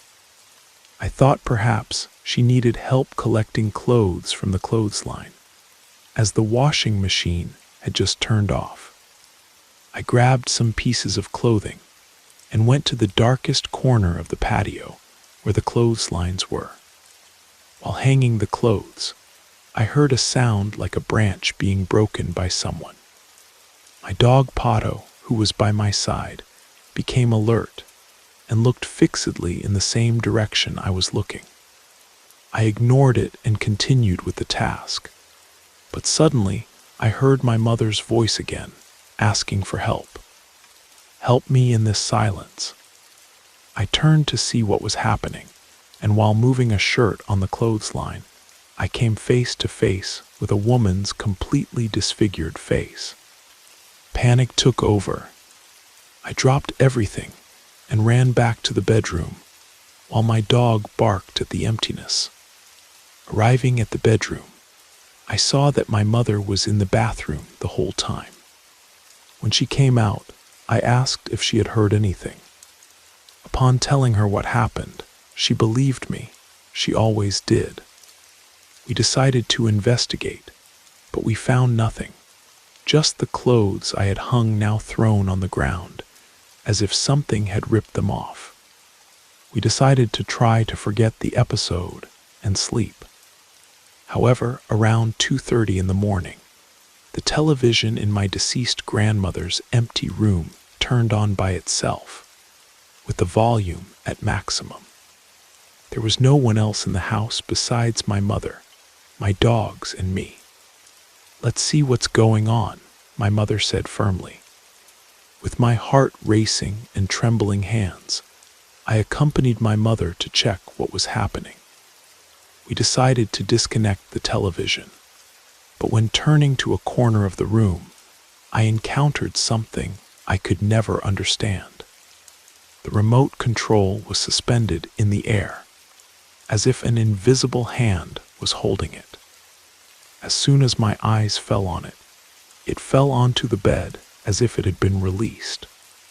Without thinking twice, we ran back to my room and my mother lit a candle. While she tried to calm down and fall asleep, I remained awake, trapped in a whirlwind of thoughts, and with fear stamped on my face. It was already dawn, and around 3 o'clock in the morning, I noticed that my mother had finally fallen asleep. Despite this, I remained motionless, forcing myself to close my eyes. It was then that I heard a sound coming from the window, something that seemed like a light knock. To not wake my mother, I turned my head slowly, and there she was. The same disfigured woman I had seen in the patio was peeking through the window, standing as if waiting for something from me. As if my body had frozen, I couldn't emit any sound. We remained like this, both motionless, for minutes that seemed like an eternity. I knew she was after me, looking for me. My only escape was to squeeze my eyes shut and pray, with all the fervor I could muster. I begged God for protection, asked Him to free us from that presence, because I feared as much for myself as for my mother. Among the prayers, I told her that I didn't know what she wanted, but that I couldn't help her. That night seemed endless. I felt like I was trapped in an interminable nightmare. Before I realized it, I saw my mother in front of me, holding a large candle, an egg, a pepper, and basil leaves. She wanted to awaken me, bring me back from that dream that seemed to suck the life out of me. I saw myself motionless, crying and suffocated, unable to breathe or react. To this day, it's hard to believe that was a dream, but a dream that almost took my life. My mother told me that I stopped breathing for a few minutes. Since then, I've never experienced anything so frightening. However, many people who have visited our house and heard my story have said that that woman didn't want help. She wanted me. After my great-grandmother's death, I realized that something had broken. Our house became vulnerable, open for spirits to enter, and as someone with the gift of attracting them, I seemed to be a target. Today, at 22, I still see many inexplicable things. Almost 5 years have passed since that experience, and with all my heart, I hope never to experience something similar again. That night I felt I was dying, not just physically, but inside. I no longer live in that house. I now live in Dallas, but even from afar, the souls that wander this world continue to find me. The difference is that I've learned to ignore them. I want to thank you for taking the time to listen to my story. I hope it serves as a warning. Prepare yourselves, learn about these energies, because the gifts we inherit can reach us without warning, as happened to me. The years following that incident were a journey of learning for me. My mother, who had always been attuned to the spiritual world, took it upon herself to teach me how to manage my emerging abilities. She explained that what happened that night was a form of initiation. A powerful spirit had attempted to possess me, seeing me as a vulnerable vessel after my great-grandmother's passing. The gifts we inherit are like double-edged swords, she told me. They allow us to see beyond the veil, but also make us visible to what lies beyond it. We consulted with a respected curandera from the outskirts of San Antonio, an elderly woman who had known my great-grandmother. She performed Olympia, a spiritual cleansing ritual using sage, copal incense, and prayers that mixed Catholic traditions with much older practices. During the ceremony, she fell into a trance-like state and spoke directly to me in a voice unlike her own. "Your grandmother's gift didn't pass to your mother fully," she said. "It waited, gathering strength, until you were born. The spirits know this. They've been watching you since childhood, waiting for the guardian to leave so they could approach." The curandera taught me protective practices, salt lines at thresholds, special prayers before bed, and most importantly, how to strengthen my inner boundaries. Your fear draws them in, she explained. Your fascination invites them closer. Learn indifference, and they will lose interest. Learning indifference was the hardest part. How do you ignore a figure standing at the foot of your bed, or whispers that come from empty corners? But gradually, I developed what my mother called the distant gaze, a way of acknowledging the presence without engaging with it. There were still incidents. During my first year at college in Dallas, my roommate complained about strange knocking sounds that kept her awake at night. Items would go missing, only to reappear in unexpected places. One morning, she woke to find all her makeup arranged in a perfect circle on the bathroom floor. After she moved out, I performed the cleansing ritual the curandera had taught me. The disturbances stopped for a while, but I knew they would never completely disappear. This was my inheritance, as much a part of me as my grandmother's high cheekbones and my mother's deep-set eyes. Now I work as a counselor at a women's shelter, where my gift serves a different purpose. I can often sense when a woman isn't telling the whole truth about her situation, or when a child is holding back something important. I don't need to see spirits to know when someone is haunted. Sometimes, late at night, I still sense movements at the edge of my vision. Occasionally, I wake to find my dog staring intently at an empty corner of the room. But I've learned to live alongside these experiences rather than in fear of them. My great-grandmother once told my mother that our family's gift wasn't meant to frighten us, but to remind us that reality is more complex than what most people perceive. We see the world as it truly is, she said, with all its layers and shadows. That knowledge brings responsibility. I've come to appreciate that wisdom. The gift that once terrified me now helps me understand the unseen struggles others carry. When a client at the shelter tells me she feels like something dark is following her, I don't dismiss it as imagination or trauma. I know that sometimes the shadows we sense are real. I still visit my family's old house when I return to San Antonio. The disfigured woman has never appeared again, but I feel her presence lingering in the dark corners of the patio. Perhaps she's found someone else to seek out, or perhaps she remains, waiting for another in our family line to inherit the gift. Either way, I no longer fear her. We've reached an understanding of sorts. I acknowledge her existence, and she keeps her distance. After all, we're both simply trying to navigate the complex layers of a world most people never fully see.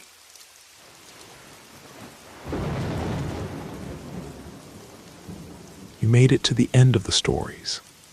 That means it's the perfect time to subscribe so you don't miss future episodes. And if you haven't already, leave a like and drop a comment. I'd love to hear your thoughts. Have a great time relaxing, and good night.